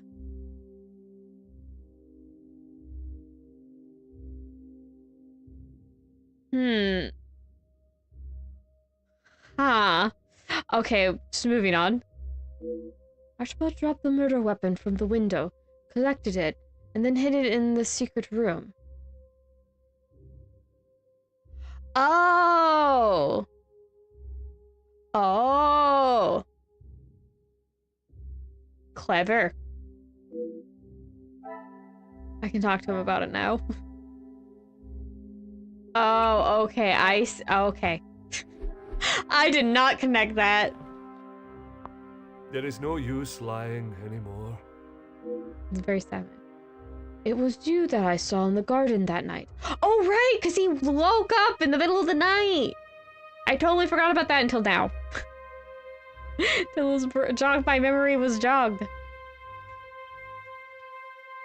When you asked me yesterday about seeing someone out there, I thought the game was up. That does not explain what you are doing out there. When Lizzie took me to the study, the knife was still in the Major's chest, and I knew I had to get rid of it. I dropped it out of the window, knowing no one would be going outside. It was fine for the time being, but I couldn't risk it being found when the snow melted. Yeah, they could have made it a little more clear about connecting those two. They could have given us a little more clues about that. That's like having to think of the scenario. Maybe they did. It's just, again, I haven't played. I'm weeks apart in playing these. Okay. So you collected it under the cover of darkness and stowed it away in here where you thought no one would find it. After your questioning in the pantry, I knew you were onto something, and I couldn't leave it here. And where did you plan on moving it to? Honestly, I don't know. Oh. Collecting the item and hiding it to save Elizabeth. You must truly want to protect her from the law. Oh, and that's done. Can talk to him more, I guess? There is no use. Yes. I have one last question. Why? Why what? Why I would risk everything to help Lizzie? Exactement. Because she is family. If you were in that position, you would do the same. I'm not so sure. I can assure you, monsieur, that I would not. Yeah. Then perhaps that says something about you, Detective. I would do anything for her. For any of my staff. Even if it means crossing the boundaries of the law. There's a lot of desperate people in the world, Poirot. Without question. I mean, the world's not always so nice. The lengths that Monsieur Sterling would go to protect someone he considers family is admirable. But when those lengths break the very laws that are in place to protect the innocent, they cannot be ignored. I ask that once your morning duties for the ladies of the house are complete, Mademoiselle Rihanna and yourself wait in the staff quarters. Aye, Detective. But please, you have to help Lizzie. It was all an accident. She doesn't deserve to spend the rest of her days behind bars because of that man. If she is put behind bars, it is because that is what the courts have decided upon. Detective, you can't be so cruel. It is not cruelty, monsieur. It is the law. Laws can be very cruel. Poirot. This was not... moving on.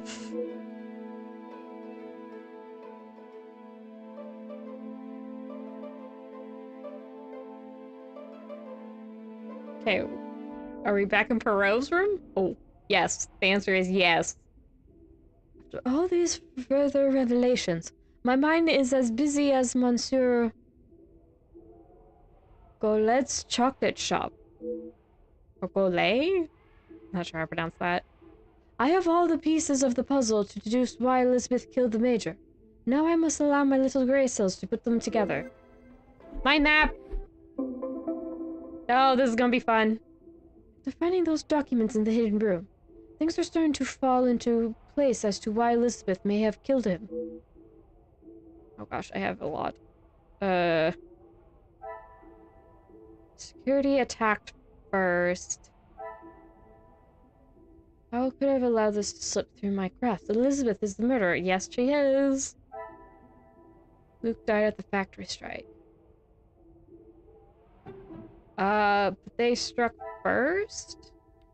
I can't connect that right now. Ernesto paid the Major well for his support.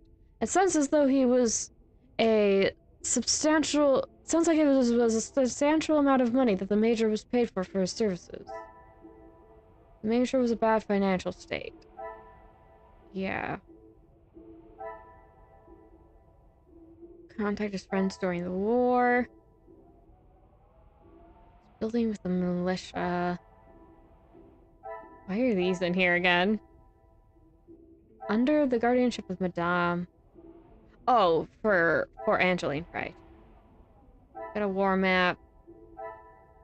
Standard military box. There's a canteen in there. Yeah, we've seen that. Major paid for the blackmail ransom.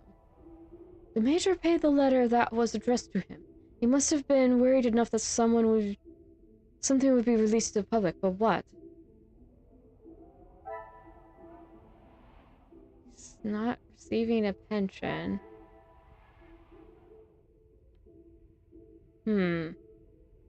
Reason the Major discharged an act.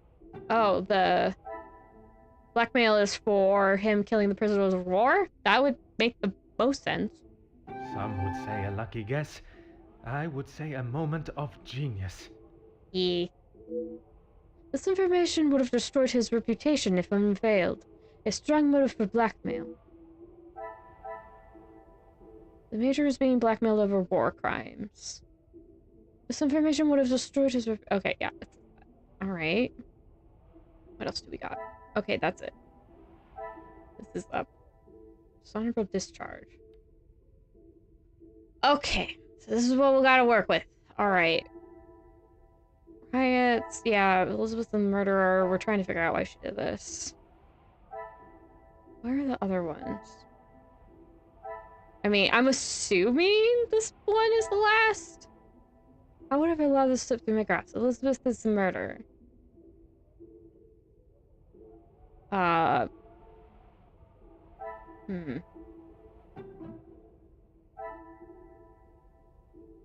well, is this connected? I must take a different approach. They weren't questions, so usually it's a no, but I figured I'd try it. Just because it's like, he's in bad financial states, but he got paid a lot. This is also just... Yeah, it's all empty. Spice Council Will doesn't have questions. Formation letter doesn't. Luke died at the factory strike. I still have the Elizabeth one, I guess. But yeah, motive of blackmail. The major is not receiving a pension. It just affects the overall financial situation. Oh, yeah. Okay, here. There. Yes, it has bad financial state. Another success. I never doubted myself. Okay. Major's financial struggles must have left him in need of a source of income. Who could the major have turned to in his time of need? His buddies? Does I have that? Where is it?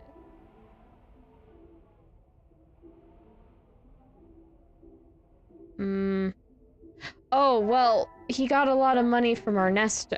Went to Ernesto. The pieces of the puzzle are finally coming together. The major needed the job to go ahead. It was the only way to guarantee money in his pocket. What could he do to ensure the job would be completed? It's old friends.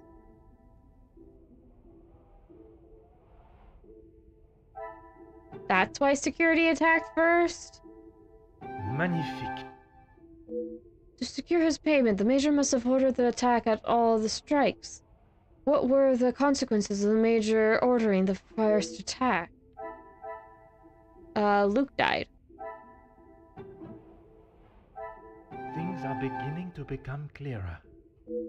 The major's actions unfortunately led to the death of Luke and Alfred Greed. Who would have been the most affected by this? Elizabeth. I should not be surprised by my own skills of deduction. Elizabeth has probably lost more than anyone else involved. She may have sought her revenge. Elizabeth doesn't seem like the vengeful type, but all signs are pointing to her seeking revenge for her beloved Luke. Yay. If I'm to confront Mademoiselle Elizabeth, I must be on my best, and my little grey cells at their most alert. It is time to at least try and rest. Oh yeah, because it's like the dead of night right now. He got woken up by Archibald. I have no time to wallow in my lack of sleep. I must confront Mademoiselle Elizabeth and hopefully finally know the truth of what took place. Detective Poirot, I'm glad you're awake. Bonjour, mademoiselle. It has certainly not been a night of peaceful sleep. There is something that we must discuss. Angeline. Please, detective, I'm not sure I can take any more surprises like last night. I'm afraid this may be the most upsetting of them all. You have found Felix's killer, haven't you? Yeah. I have.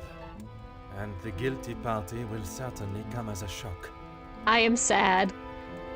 I take no great pleasure in telling you this, mademoiselle. Detective, please. It was Mademoiselle Elizabeth that was behind the Major's death. You must be mistaken. Elizabeth could not do such a thing. I assure you I am not. It is something I spent much of last night deliberating. When you spoke of the telephone lines being out of order, it made me question the conversation I thought I had heard Monsieur Sterling make with the Major before connecting the call to him. But it hasn't been working all weekend. Oh, weekend, not a week. Okay. Exactement, mademoiselle. That is when I knew I had once again been lied to. On my way to speaking with Monsieur Sterling and Mademoiselle Rehana, I met Mademoiselle Elizabeth. She was meant to be resting in the staff quarters. She has not been well.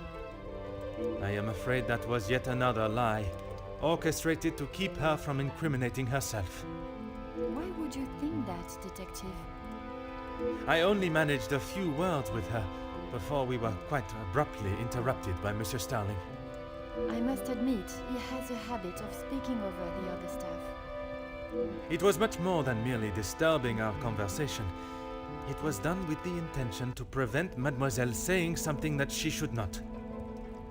So, Elizabeth killed Felix, and then Archibald helped her cover it up? She was trying to confess. In its simplest form, oui. I have heard it directly from the horse's mouth. You have spoken with Elizabeth already? Did she admit to it? Not Elizabeth, but Monsieur Starling. Were you not awoken last night by the tremendous amount of noise coming from the storage room? I wasn't. What were you doing in there, Detective? It was Monsieur Sterling that I found in there. I was taken by some surprise to hear anyone awake at that hour. What on earth was he doing? He claimed he was merely reminiscing of his time with the family. You don't believe him? It did not take long for me to uncover the truth of why he was there, and the location of the Major's murder weapon. Do you know of the hidden area within the storage room? Hidden area? A room that held all of the Major's secrets. Secrets. I had no idea. Did you discover the reason for his blackmail? I did. Were you aware he was dishonorably discharged from the army? Dishonorably? What does that mean? With this... Without honor? Angeline, it's not a hard word. Will not hide the truth from Mademoiselle, but I will try and be as delicate as possible with the news of the Major's prior actions. I'm sure you are aware of Monsieur Zachariah's troubles he faces from his time in the war. Yes, Gideon told me about the conversation you had. It is really quite upsetting. Oh! Weren't they on opposite sides or something? Were the war prisoners some of the Demir brothers' friends? Is that where this is Oh! Screw you, Major! I like Zach. That guy has so much trauma. I feel very bad for him. Please don't become a suspect in the next gosh dang. Anyway. Zachariah was adamant of the Major's cruelty during the war, but the extent was not known until now. He killed a number of prisoners, men that were friends of Zachariah. Yeah. That's why Zach can't forgive him. He wasn't even supposed to do that. I have not kind words right now, and I will not say them, but I have them. Poor Zach! Oh, poor man. I wonder why he has trauma. Yeah! Good job, big bro, for punching the Major in the face. Man deserved the punch at the very least. Yikes! Surely not. He would not do such a thing. They must have been trying to escape. I am afraid not. They were in fact unarmed. Oh, Detective. It is the reason he was discharged, denied his military pension, and I believe the reason he fled England. He had been such an important part of my life for so long, but I feel like I hardly knew him. Yeah, people are like that. Monsieur Sterling was adamant of Mademoiselle Elizabeth's innocence. Innocence? You said it was she that killed him. She certainly did, but it's the how that can also matter. The why. Oh gosh. Sorry, hold on.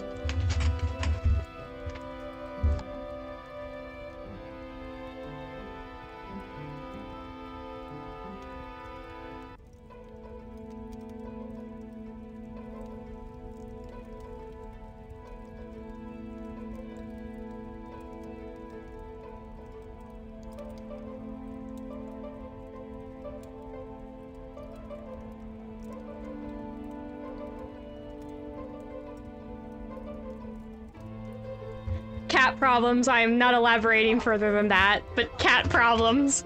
Anyway. Alright, right. Elizabeth. She, whether it was in self-defense or not, I don't know if they were...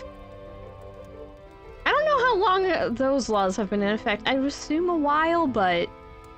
Okay, we'll see. It was her hand that held the knife, but he was quite insistent it happened in self-defense. In all of the years I have known her, she has barely even raised her voice.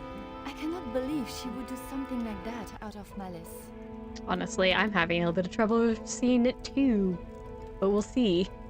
The whole truth cannot be known until Mademoiselle Elizabeth has told her story. I allowed my perception of her character to conceal any thought of her involvement. It seems I am not the only one. The time has come to confront Mademoiselle Elizabeth. Will you allow me to be present? Sure. I think that is an excellent idea. I hope your presence will calm her and will perhaps allow her to speak more freely. Please, detective. I know she has done a terrible thing, but I beg of you to give her the time to explain herself. I mean, we can do that at least. I will offer Mademoiselle Elizabeth the fair trial that she deserves, as I would with any suspect. Thank you, Detective Poirot. Would you bring Mademoiselle Elizabeth to the study, where we will not be disturbed? Of course, I'll find her immediately. Thank you, Angeline. Poor Angeline doesn't deserve any of this. She did the oopsie in the first thing, but at the same time, this is a bit much. I believe what Monsieur Sterling has already told me about the events that occurred between Mademoiselle Elizabeth and the Major. I do not believe she would have had to do what she did if he had not attacked her and pushed her to the point where she feared for her life. I must listen to her story, the truth, and only then can her punishment be determined. Mademoiselle Elizabeth, merci for joining us. Miss Angeline said you requested to see me urgently. We have some serious matters to discuss, and I would like to waste no further time. The fluty music is playing! I like this song. Sorry. Oh, yes, Detective. How are you feeling, mademoiselle? Still not quite myself. I was surprised when Monsieur Sterling hurried you to assist Madame Vandenbosch last night. I should not have avoided my duties for so long. The house does not stop because I'm feeling a little under the weather. That is true, but you cannot be expected to complete all your tasks if you are not in the right frame of mind. Honestly, Detective, it was best for me to not sit and wallow anymore. My investigation has taken me down many paths this weekend. Have you been able to uncover who the blackmailer is? The blackmailer's identity has been established, and they will pay the price for their crimes. That was our original job. And then a murder happened. Wonderful news, Detective. You can put it all behind you now. You must be thrilled. Not quite. They haven't been arrested yet to my knowledge, but it's been solved. I would not say thrilled, knowing that such a close friend has betrayed us. Yeah. Mademoiselle is correct. What I have learned over this weekend is that people are not always as they appear. While they may give an impression of being a friend or ally, they can in fact be something completely different. I'm too familiar with that. And, what of the Major's killer? Well, mademoiselle, that is why I have asked you here now. Let's do this question first, though. I understand that Luke was not only involved in the strikes, but was on the front line. Yes, that is where he spent his last moments. Standing shoulder to shoulder with his fellow workers. The resulting riots were a terrible tragedy. One that I hope we will not have to see or experience again. Something that could have been avoided had the Major and his team done what was required of them. Nobody deserved to die that day. Not my Luke. I posed the question to all the guests what their thoughts on the Major were. May I extend that question to you? I'm not quite sure what you want me to say, Detective. Your honest opinion is all I ask. And, s'il te plaît, do not hold back. No one else felt it necessary. We only spoke when there was something in the house to be done. We did not speak of interests or pastimes. You knew of his work with Monsieur da Silva? I only know what is required of me to know, and that is very little. But you were aware of his work as security at Monsieur da Silva's factory. I was. The factory your beloved Luke worked at before he was cruelly taken from this world. Yes, Detective. Do you blame the Major for his death? Detective, what kind of question is that? It is a straightforward one. He... Mademoiselle, if there is something you wish to tell me, now is that time. I'm sorry, Detective, I just don't know how to answer it. Let us consider what we know of the Major.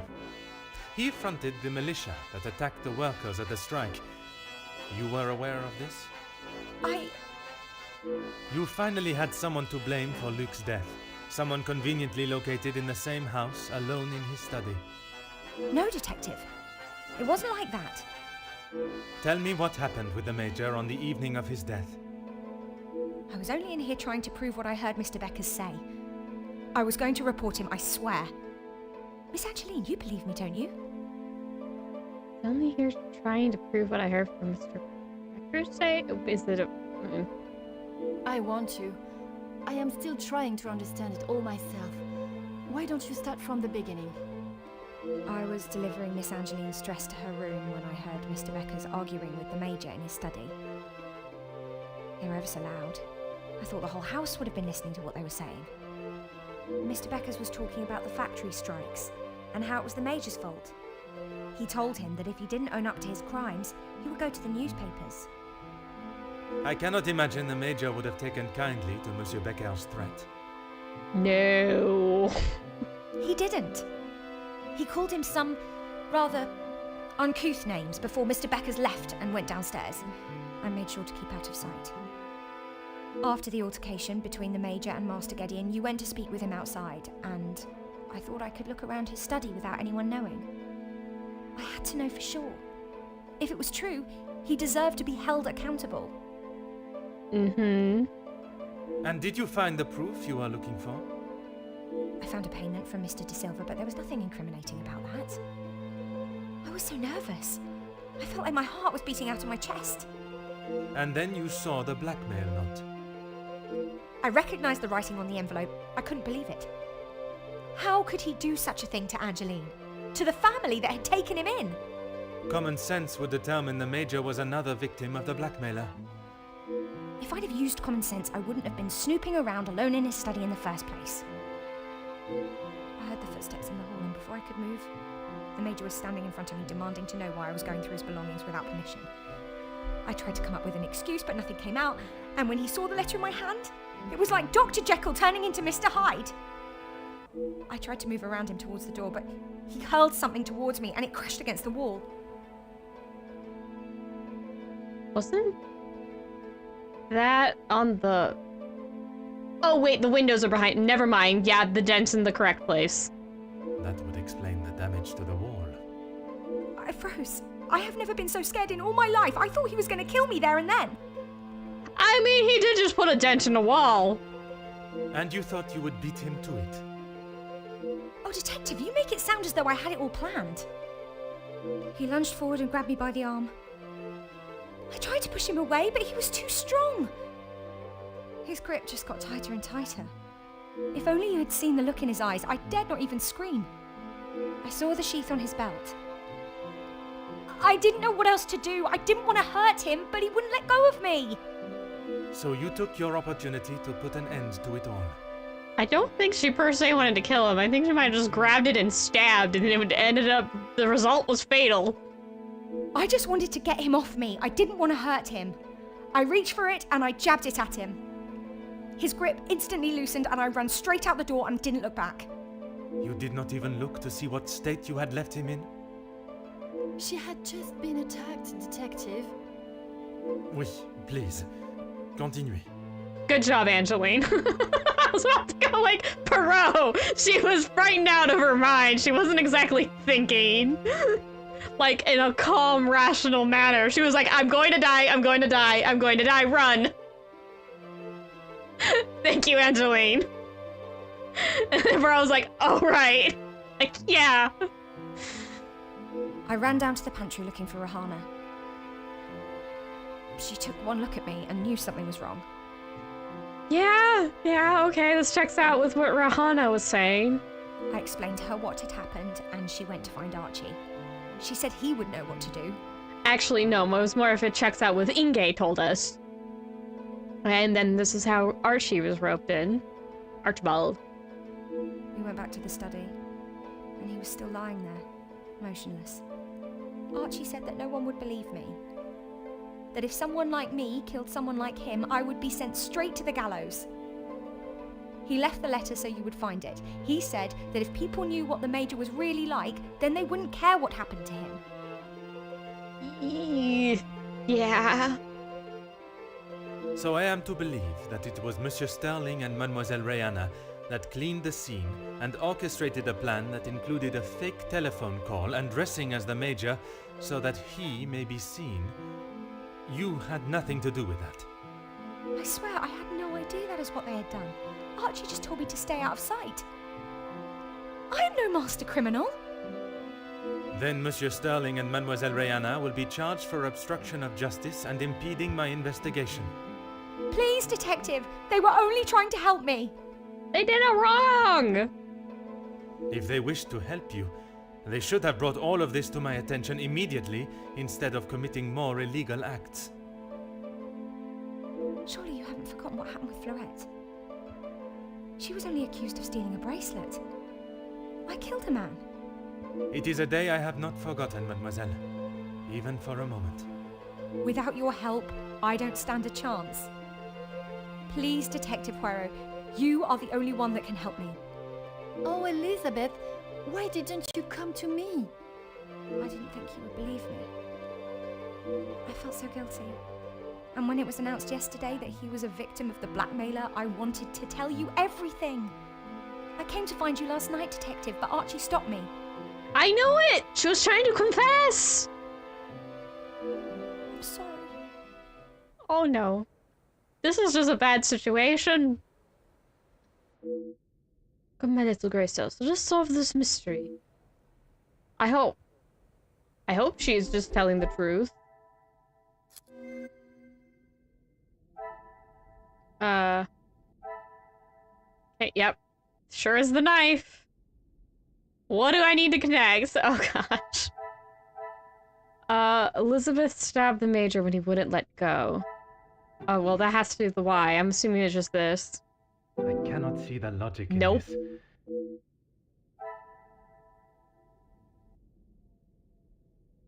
Elizabeth was possibly seeking revenge.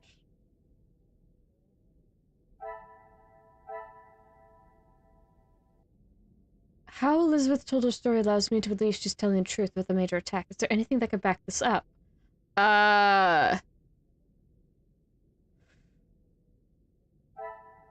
Oh, the defensive strike.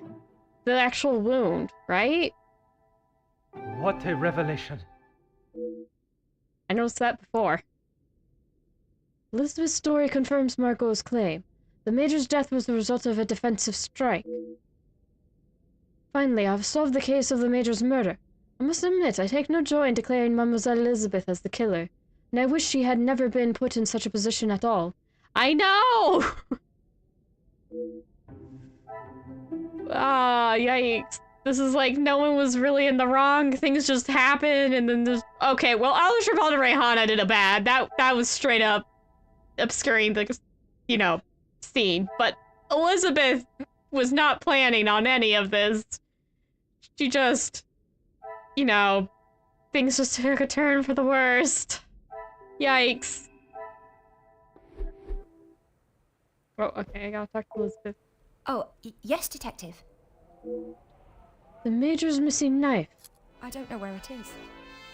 If you have been honest with me until now, I ask that you continue. I'm sorry, I really don't know. Archie dropped it out of the study window and he said he would deal with it. I couldn't bear to touch the thing. I have the knife in my possession, and I believe that from Mademoiselle's reaction, she does not know what became of it. She is unaware of the efforts that Monsieur Sterling and Mademoiselle Rehanna went to mask what she had done. Monsieur Sterling was not lying when he said he would do anything for her. Merci, Mademoiselle. I don't know how to read that. I'm sorry. Wait in my room. Please, I was only protecting myself. I didn't want to hurt him. He just wouldn't let me go. Ooh. It's a bit loud. Oui, mademoiselle. I know. Will Poirot be able to help her? Mademoiselle tells quite the harrowing story. I cannot imagine the Major acting in such a way. But Elizabeth could not make up such a story. After learning what I have about the Major's character this weekend, I would not question the lengths he would go to in order to keep his secret hidden. I know that you share a close bond with Mademoiselle Elizabeth, but you cannot allow your personal feelings to taint your belief of what took place. She has committed a terrible crime, but she will live with that for the rest of her life. She is not a cold-blooded killer. If what she says of the Major's attack is true, she acted in self-defense, and in the law's eyes, a crime has not been committed. That's really how the law works where you are?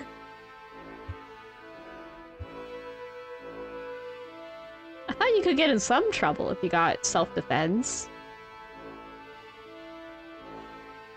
I don't know enough about self-defense cases, apparently. I will do everything I can to make sure her story is heard and a fair trial is conducted. I hope you succeed in that, sir.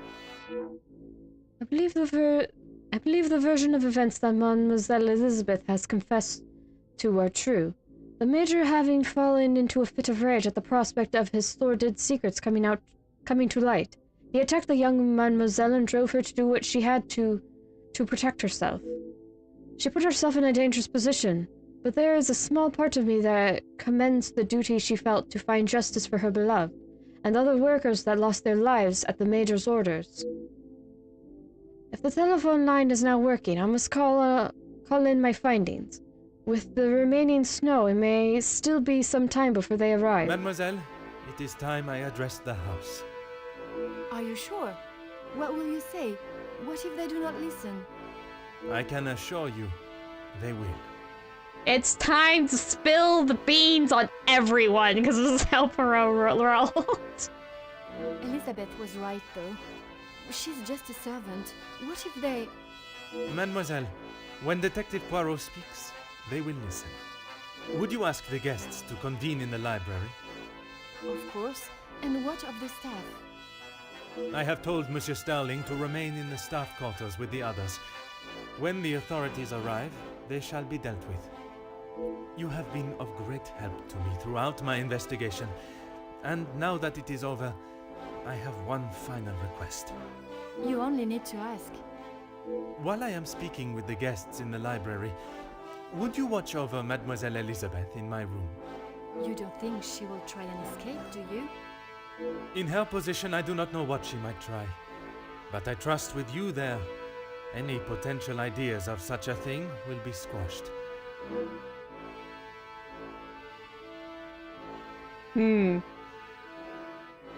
It's time for the dramatic finger-pointing moment. Not that Poirot does that, but just metaphorically.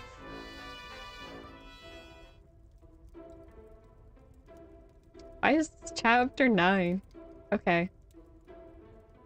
Denotement? Detective, you have spent more time making us sit and wait for you than anything else. Madame Van den Bosch, if you think I have spent my time focused on anything besides uncovering the Major's killer, you are sorely mistaken. I'm sure you will be eager to share your findings with us then. All in good time, Madame. Firstly, to understand the truth of what has occurred this weekend, one must know the timeline of events that not only preceded the Major's death, but succeeded. We are all well aware of what happened before, Detective. You can save your breath. You are only aware of what the guilty parties wanted you to believe. But now I shall apprise you to the true events. The reason for us all being here, you know. The altercation between Monsieur Demire and the Major, you know. The body of Monsieur Hagen was found while we were all sat enjoying a most delicious meal. That you also know. But what was kept from us all was that his body lay on the study floor for far longer than was thought. It was that servant. She found him. S'il te plaît, monsieur. It was indeed young Inga that found the Major's body lying lifeless in the study. So it was her. Monsieur, I will not allow for any further interruptions.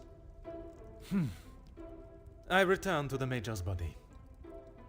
If we are to believe the scene that we were presented with, the Major must have been killed during the first course of our meal, a meal that none of you left, even for a moment. Speaking in the evening, you all confirmed one another's alibis, and although there was doubt in the validity of some, I confirmed that they were indeed all true. What I could not understand was how a man came to be found dead, and every guest accounted for at the time of death. That is until I questioned the latter. Monsieur Beckers, I shall now allow you to speak.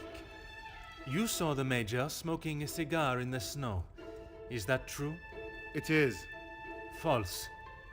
You saw what you were meant to see. Someone in the Major's coat standing outside, giving the illusion that the Major was still very much alive. Monsieur da Silva, on the afternoon of the Major's death, do you recall hearing a telephone ring?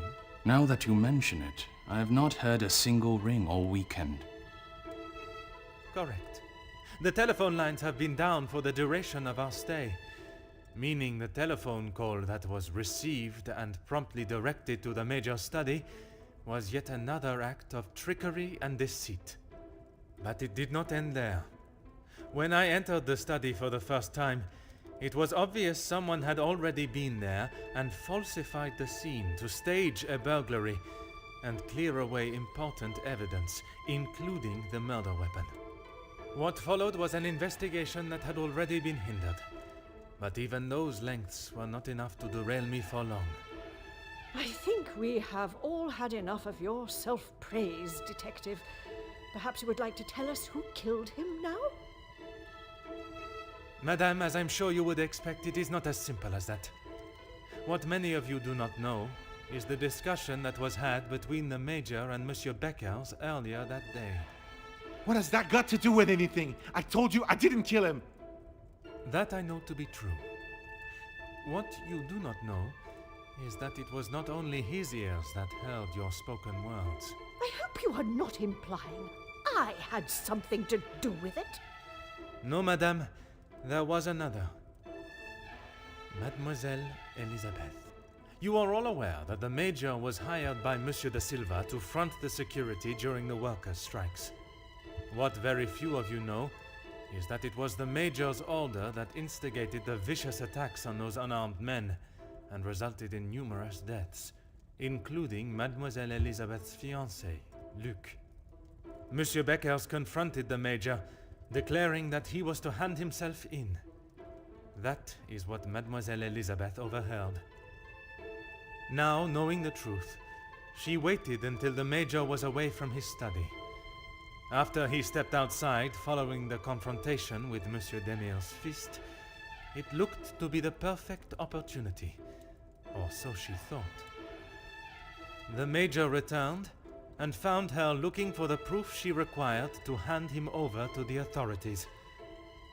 If the maid bumped him off, why hasn't she been arrested? The events that followed in the study are not those of a cold-blooded murder, but one of a young girl that had no other option but to protect her own life. Sounds to me, Detective, like you have taken a shine to this young girl and would rather protest her innocence than arrest her for murder, the crime she has committed. Jeez, this is gonna make for a juicy story. Mademoiselle, I ask you this. You have seen the Major's anger before, oui? What if I have? How do you think he would have reacted if someone was to find proof that he had committed a terrible act, and that if made public, would surely result in his incarceration? Hey. Exactement. It is quite the story you have told, Detective, but all I have heard is that Elizabeth overheard a conversation blaming the Major for her fiancé's death, and she murdered him in revenge. A servant killing a man that is as revered as he was. She will face the noose. I am not denying that a man has lost his life, but it is not the crime of murder that you all believe. While the Major did not deserve to die in such a way, it was his actions towards Mademoiselle Elizabeth that drove her to defend herself in any way she could. Mademoiselle Elizabeth will be punished, but we will let the law decide the severity of her punishment. She has played you like a fiddle, Detective, acting the innocent victim. She will be arrested and hanged for her crime, like every other cold-blooded killer. Here. Give her what she deserves. The girl has got to pay for what she's done. Would not have been clear with what occurred in the Major's study. They have forgotten their own perceptions of the Major, the terrible crimes he has committed, and what he has done to them all one way or another.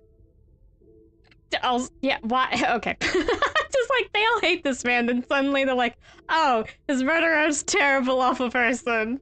Even though it sounds like she was trying to defend herself. Also, Poirot could have explained that a little better. Oh boy. Also, he's not a good person at all. I cannot allow for Mademoiselle Elizabeth's sentence to be negatively influenced by those in the house. I must help them to see how their past actions has led them to these unfortunate circumstances and losses of life.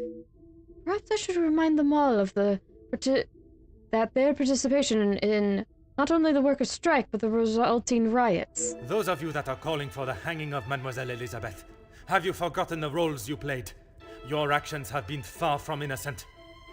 Look, Detective, I see where you are going with this, but it's not going to work. So maybe the strikes were down to De Silva and Becker's.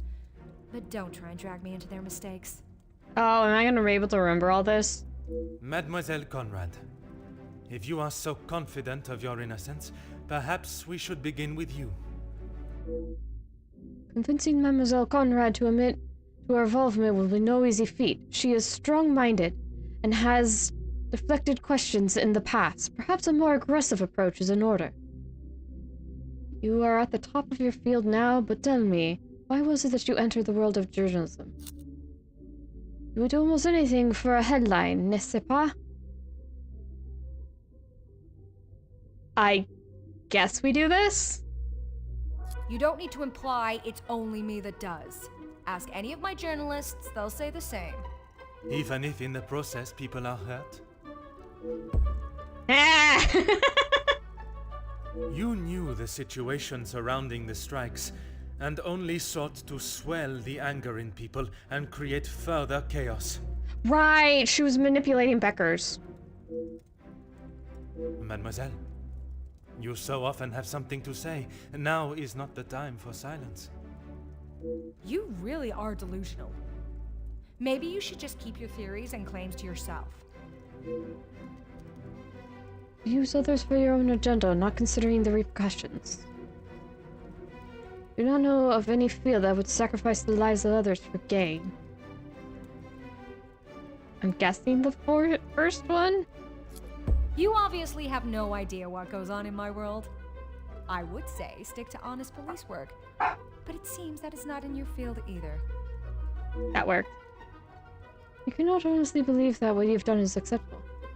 You have allowed others to fall while you walk proudly across their backs.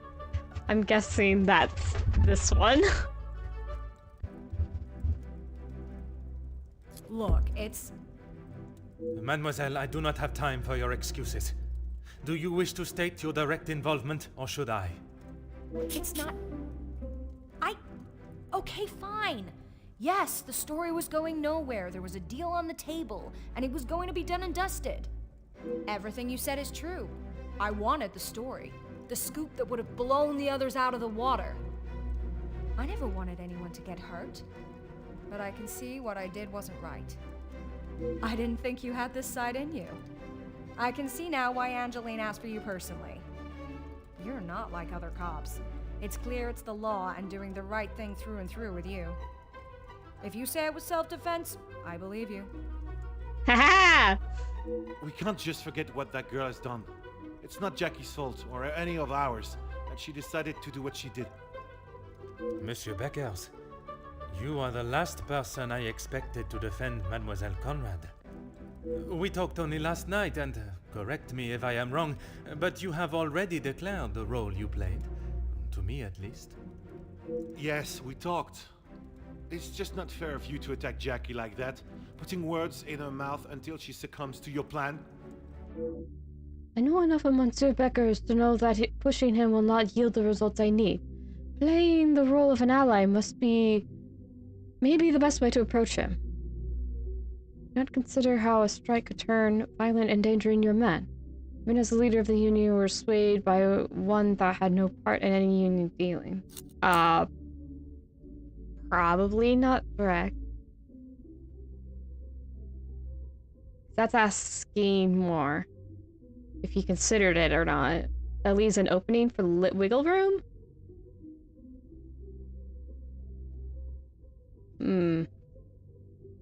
Yeah, because the other one is accusatory. Yeah, I guess it's this? This is ridiculous. It was a peaceful strike.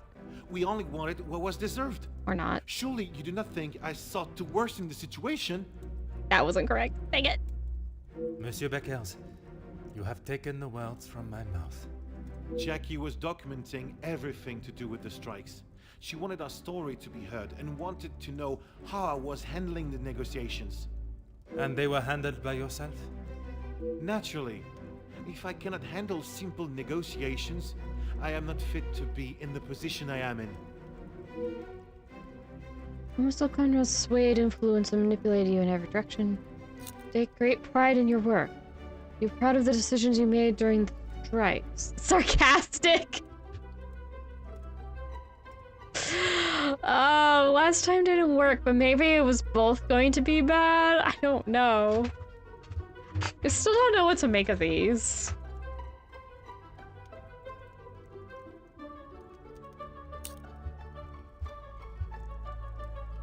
Well, this is saying that it was Jackie's fault, not his, so maybe it's actually this one? I feel like I'm gonna do all this wrong.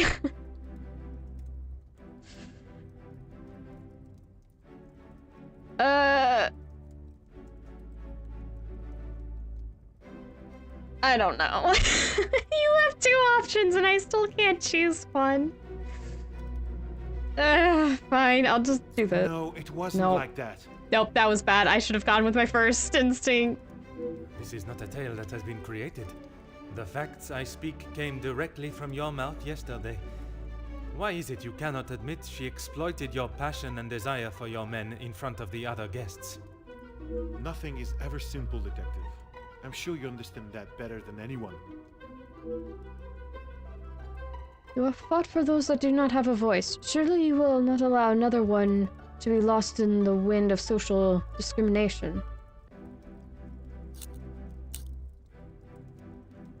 Wouldn't he be more swayed by this top one?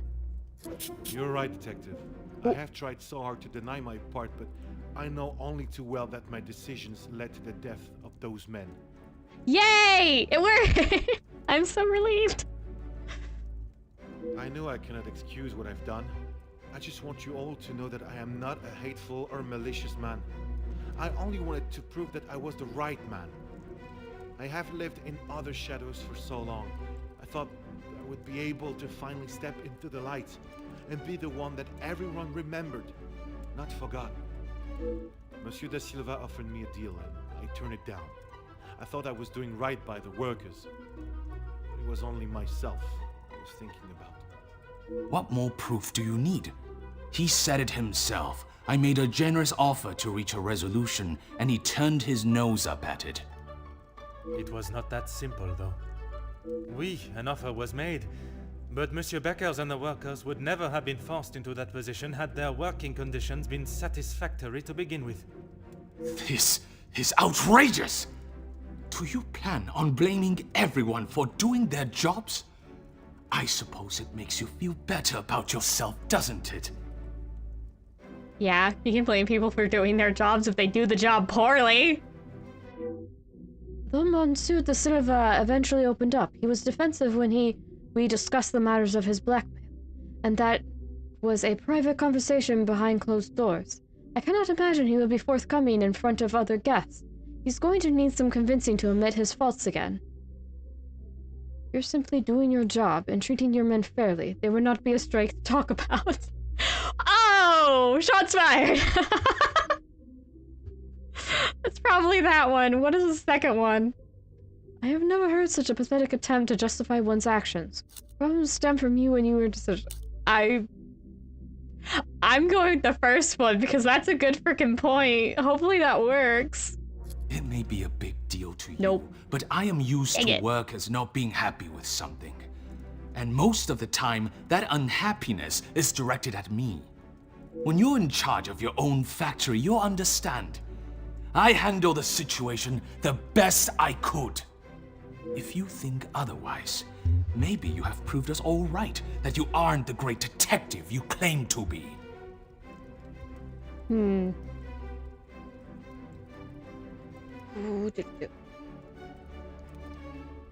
Where is... Wait, what? Oh. Oop. Okay. Oh, we got 3 choices.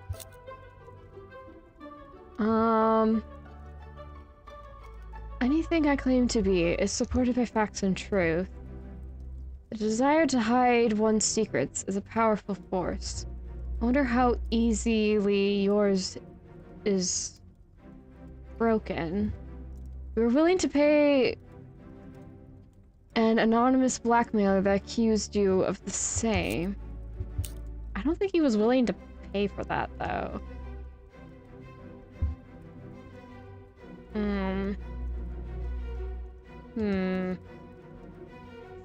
I feel like I don't have a good grasp of De Silva, though. So, I'm not really sure. It's like, what? Because I can see him, Of course, I wonder how easily yours is broken. I mean,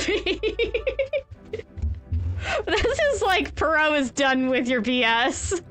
I mean, how he's talking before, I guess this would fit. Because Poirot is not afraid to be like, if you won't, I will. Maybe? Oop. Oh, this is hard, though.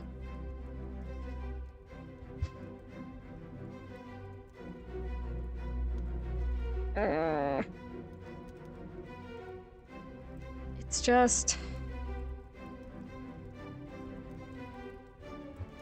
I guess? Because this seems like it's going off topic? Like going off from what we're trying to get out of this stays on topic? I'll choose this. Do your worst, detective. I have spent years building my name, my reputation. This is all just a feeble attempt to strike. No. Monsieur da Silva, you seem to have forgotten our previous conversations. I recall them just fine, thank you. A police... Let's see. Claims of police officers trying to manipulate the facts to fit his own agenda shocking. Those 2 claims of abuse against their staff and the hiring of a militia. Those are facts that have been twisted to my agenda. Intentional or not, your arrangement with the Major kindled the fire that started the riots. Well, that's true. Do you really think this is the first time blame has fallen at my feet? Although I don't think I have seen someone try so hard before to even convince themselves of what they are saying. Have you not learnt enough already from having your factories closed? If you have any hope to return to normality, you must admit your faults and accept the repercussions. Apparently anyone can become a detective now. I really don't know how you gained your title. Failure. Through order and... Order? There's no order in beating down who you consider suspects until they have no other option but to admit something, guilty or not. Monsieur da Silva, you have stood steadfast, and your opinion on your involvement has not wavered. Detective, you would do well not to anger my friends. It was not my intention. I only want those responsible to be held accountable for their actions. The Major's death does not fall on one person alone. Does your position on Mademoiselle Elizabeth's guilt remain the same? Even after all your attempts, Detective, Felix was still murdered. Self-defense or not, she chose to hide what she had done because she knew what she had done was wrong. And she will be punished for it. It was not choice to hide anything, madame. If in her position, I ask, what would you have done? The Major has already furiously thrown an object at you, barely missing your head, and now has hold of your arm. I wouldn't have driven a knife into him, that I can tell you for sure. She is no fool. She intended to kill, not to defend. Madame Vandenbosch will be a much greater challenge, but my method of approach has worked with her before. If I am to sway her into seeing that Mademoiselle Elizabeth had no other option, I must persuade her that it was Major's actions that drove her to do what she did. Hello, Oxy! Welcome at the end here. Let's see. So you were closest to the Major. His violent temper cannot come as a surprise. Speaking with the guests this weekend, it is not the first time the Major has shown his threatening nature. Yeah, it's been a while. This is Agatha Christie, Hercule Poirot, the first cases. Agatha Christie is a pretty well-known mystery writer, and, well, Poirot is a detective, so it's a murder mystery game. It's light novel. I'm not the best at it, but I do okay.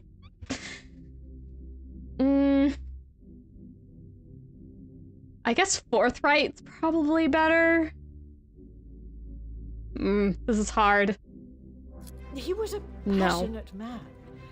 Sometimes conversations and arguments turned heated, yes. Wasn't too terribly bad. So, even you confirm he had a history of aggression. Major was dishonorably dismissed from the British military. Are you aware of why?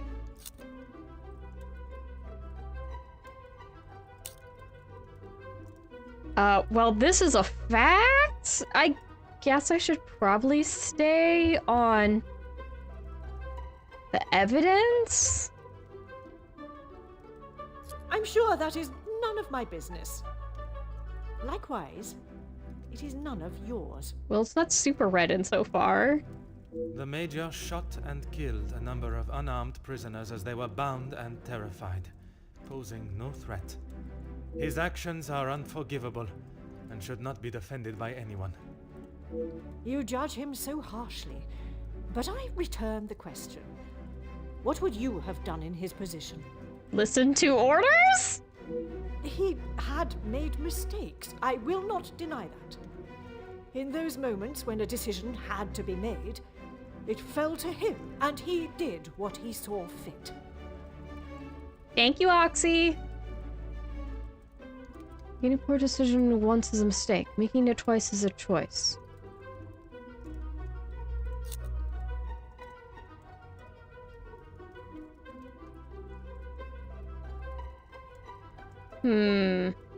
What of the mistreatment you received from the Major? Can you justify that?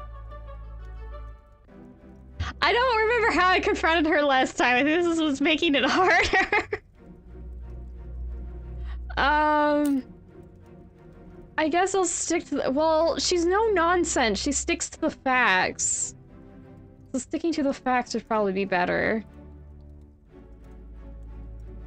It really is. I guess I'll just keep sticking to the facts. She really is no nonsense. So, I haven't had too much of a rebuff before. She is defensive, so maybe I'll get her at the end.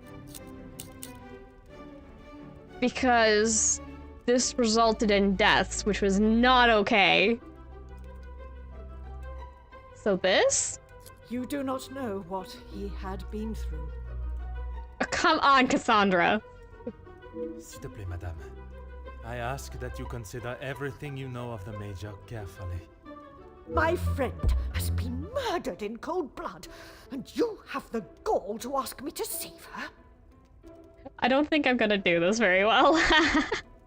I will see to it that your superiors know of your crooked tendencies and wavering morals. I'm not very good at this part of the game. Elizabeth will hang for this. There is no more a fitting punishment for her crime. I knew that you had a cold heart, but never would I have expected to see you turn on a young girl so cruelly. Excuse me? She may have been the one that held the knife, but look at the monster that stood before her. It could not be clearer the type of man— No, I shall refrain from offending men everywhere. The type of creature that he was. Ouch! He bribed, he extorted, he murdered. And yet when he attacks a young girl and she does us a favor and stops him for good, she is punished. I'm sorry, Margot, but I am struggling to understand why you have involved yourself in this affair. Because that girl does not deserve your judgment. You should be ashamed of yourself. You all should be for allowing this to happen. Countess, I have talked at length of the Major's death, but not the reason for my invitation in the first place. When I last gathered you all together, I spoke of a blackmail ring that was rife in the area, and then of the letter that the Major had received. Mademoiselle Angeline requested my help personally after she received such a letter threatening her family name. She felt I was the only one that could uncover the truth. And uncover the truth I have. Get on with it, detective. Who dared try and extort my family and then have the gall to allow me to welcome them into my home? If it was not for the honesty of a young servant, I would perhaps still be looking for the For goodness sake, it was me. Oh, she admitted! Good job, Margot! You're better than, like, a bunch of people here. Margot, how could you? I'm not surprised. While it looked as though the Countess was helping the young women at the shelter, she was in fact only finding them positions of employment in wealthy homes to gather information on them and learn secrets that she would ultimately be able to use against them. Monsieur da Silva fell victim to her network of moles and was in turn blackmailed. It was quite the prosperous setup you had, knowing that they would not be prepared to lose their social standing if a secret was to find its way from where it had been hidden for so long. That cannot be true, Margot. How could you do such a cruel thing? None of you are peaches. That is rich, coming from you. I know, right? You are one of my oldest friends. And she knows exactly how much of a pain in the butt you've been the entire time.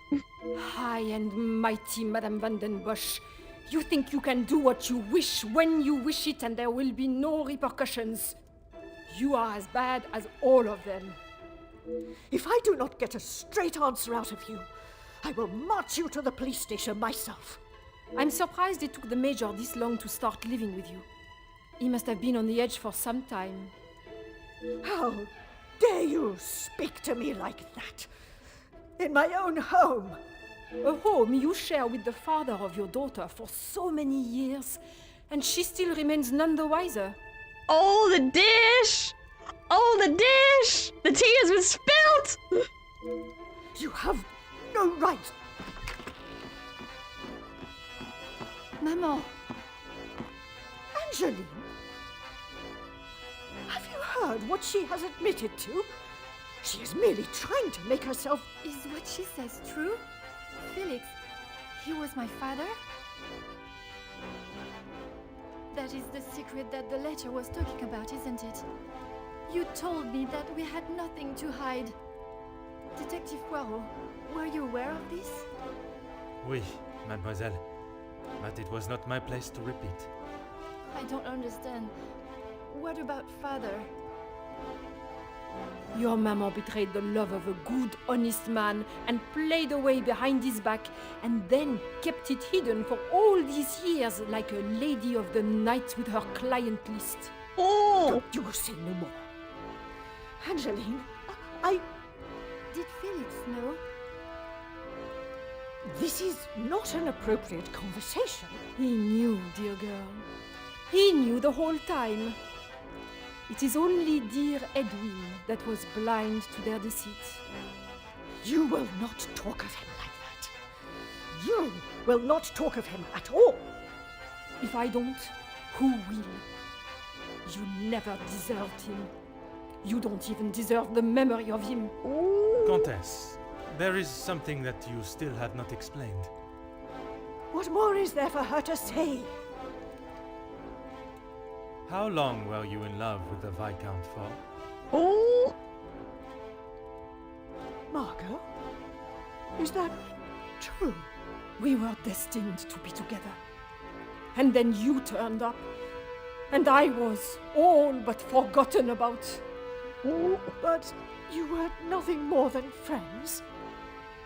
And you made sure of that, didn't you? From the day you arrived, it was all about what you wanted and what you had to do to get it. You didn't consider Edwin at all. He was just a purse to you. I loved my husband, and I miss him every day. Loved him enough to stray? Both of you, no more. Please, Angeline, let me explain. Maman, I do not wish to hear anything else from you. Not even your own daughter wants to hear your lies anymore. Cassandra Van den Bosch, all alone. How dare you!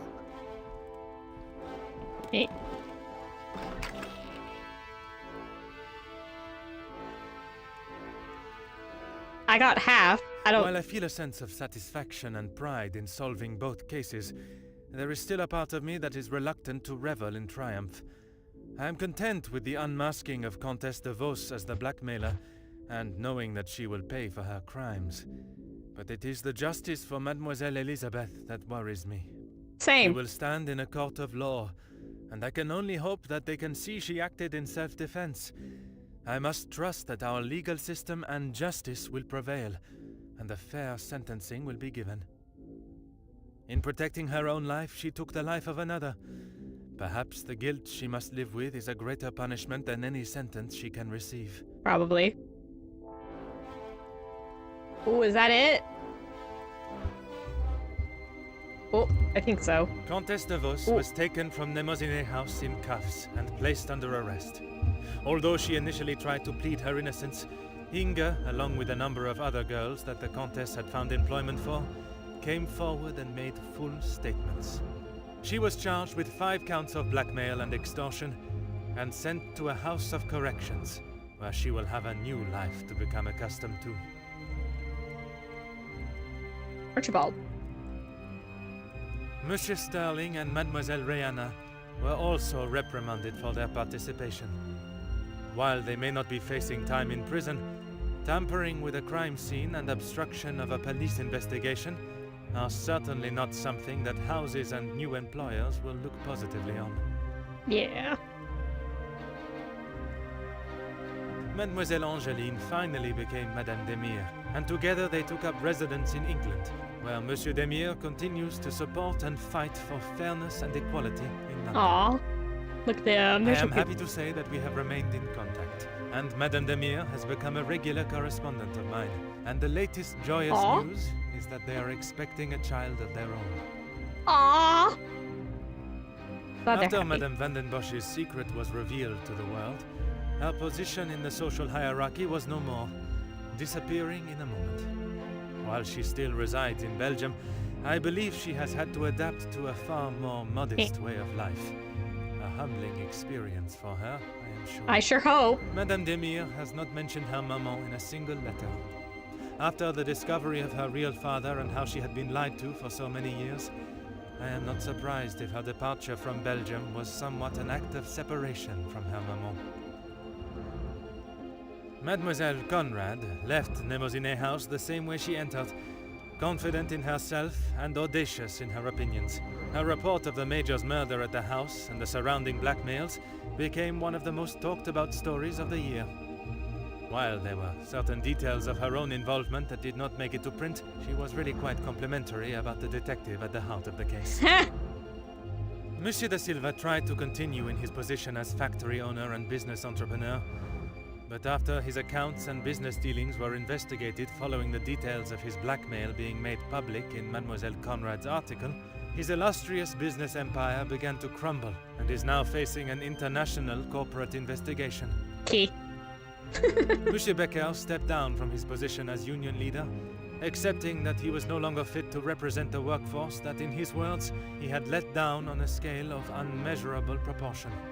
Although he is no longer the voice of the workers, he continues to support them from behind the scenes. Good for him. Monsieur Zachariah and his brother made amends, and returning to his family home, and after sobering up, he was able to find the help that he required. I understand that he is now helping fellow soldiers with similar conditions. Good on Zach! I'm so happy for him. Mademoiselle Elizabeth. She stood before a court and was found guilty of second-degree murder. She was sentenced to time in a female correctional house on the outskirts of the city. Alone in a foreign country with no friends or family for support, it will certainly be a hard life for her there. Her mental and physical strength will surely be tested to their limits, but she could not go unpunished. Without repercussions, we would become a society of animals. Well, that could have ended sadder, I suppose, but I still feel bad. Ooh, is that it for this one? The death of Elizabeth's beloved Luc has been at the center of everything. Had those in positions to help not acted with only themselves in mind, perhaps he would still be alive today, and the Major would have paid the price for his own crimes in the eyes of the law, not at the blade of a knife. The blood of Major Felix Egan will remain on Elizabeth's hands. A stain that wherever she is and whatever she may do, she will never be able to wash clean. However, it will remain as a reminder to not only her, but all of us, of what we as human beings are capable of to protect ourselves. We all have something that may be considered shameful or sinful, and it is how we deal with it that shows our true character. Those involved in the riots, the workers' deaths, and the Major's killing believed themselves to be untouchable. Whether it was from their social standing or their confidence in themselves, they learned that everyone is accountable for their actions. There is no exemption because of the suit you wear or the money in your bank account. There is no price to a man's life. It cannot be bought or traded or discarded. No man is better than another. Maybe this is banned. Maybe I misremember it. Hercule Poirot. I don't know. I don't know if we have another case after this. I don't quite remember. Maybe it was only chapter 9. Ooh, okay. Nope, that's it. Okay, I misremembered. Okay. Yeah, roll credits. Oh, that was a good game. I didn't do the best, admittedly. It was my first time playing it, but I think I did okay for my first time playing. But alright, we are like an hour over than I normally do. So I'm going to quickly wrap up. Be sure to leave any likes, comments below if you're on YouTube and all that. Thank you, Oxy. Sorry I wasn't responding all the way. I didn't want to talk over the voice acting too much. Yeah, the voice acting, I was surprised this had voice acting at all. It could use a little bit of audio balancing a little bit better, but the voices are all good. Well, yeah, it's pretty good. But yeah, I also like the art. It's a good game. It's a solid game. It's pretty fun. I have heard they made, the same studio made this one, made one called The London Cases, I believe. So there's that one, and I may get around to getting that at some point. Probably not soon, but some point. Because, you know what? It's a good game. I enjoy it. It's fun. It's very visual novel. Only for Nintendo? I don't know. I think it might be on Steam, but I'm not entirely sure. I only know for sure it's... Well, this one, I only know for sure it's on Switch because that's what I have it on. I didn't look anything up because I didn't want to spoil myself. I mean, part of the fun is trying to figure it out. I did okay. So yeah, I have heard a lot of people say that the improvement from this game to the London case is pretty noticeable in a positive manner. I don't know the details though. I haven't played the second game. I didn't exactly delve into it too much. But in any case, that might be a possibility. I guess if you want to see if I do play that, you want to stick around, thought that this wasn't too terrible to watch, maybe consider subscribing if you're on YouTube or following if you're on Twitch, because that would be cool. You don't have to. I don't force people to come and join me a little painted meesy, like these little cuties. But it is always fun to have more people come by. But for now, I must bid all of you a farewell. I'm sorry, that caught me. Yes, thank you, Oxy. But yeah, for now, I have to bid farewell to all of you, whether you're here live or in the VOD, or watching a VOD. I very much appreciate it, and I hope you find, it's the Painted Meesies! These are the fan mascot. These are you guys. All of you who follow and subscribe. You get to be one of these cuties. You can choose whatever color you want. They come in many a color. I have 4 as an example here. Hopefully that helps. But yes, for now it is bye-bye. So I hope to see you in another stream. But for now, bye-bye!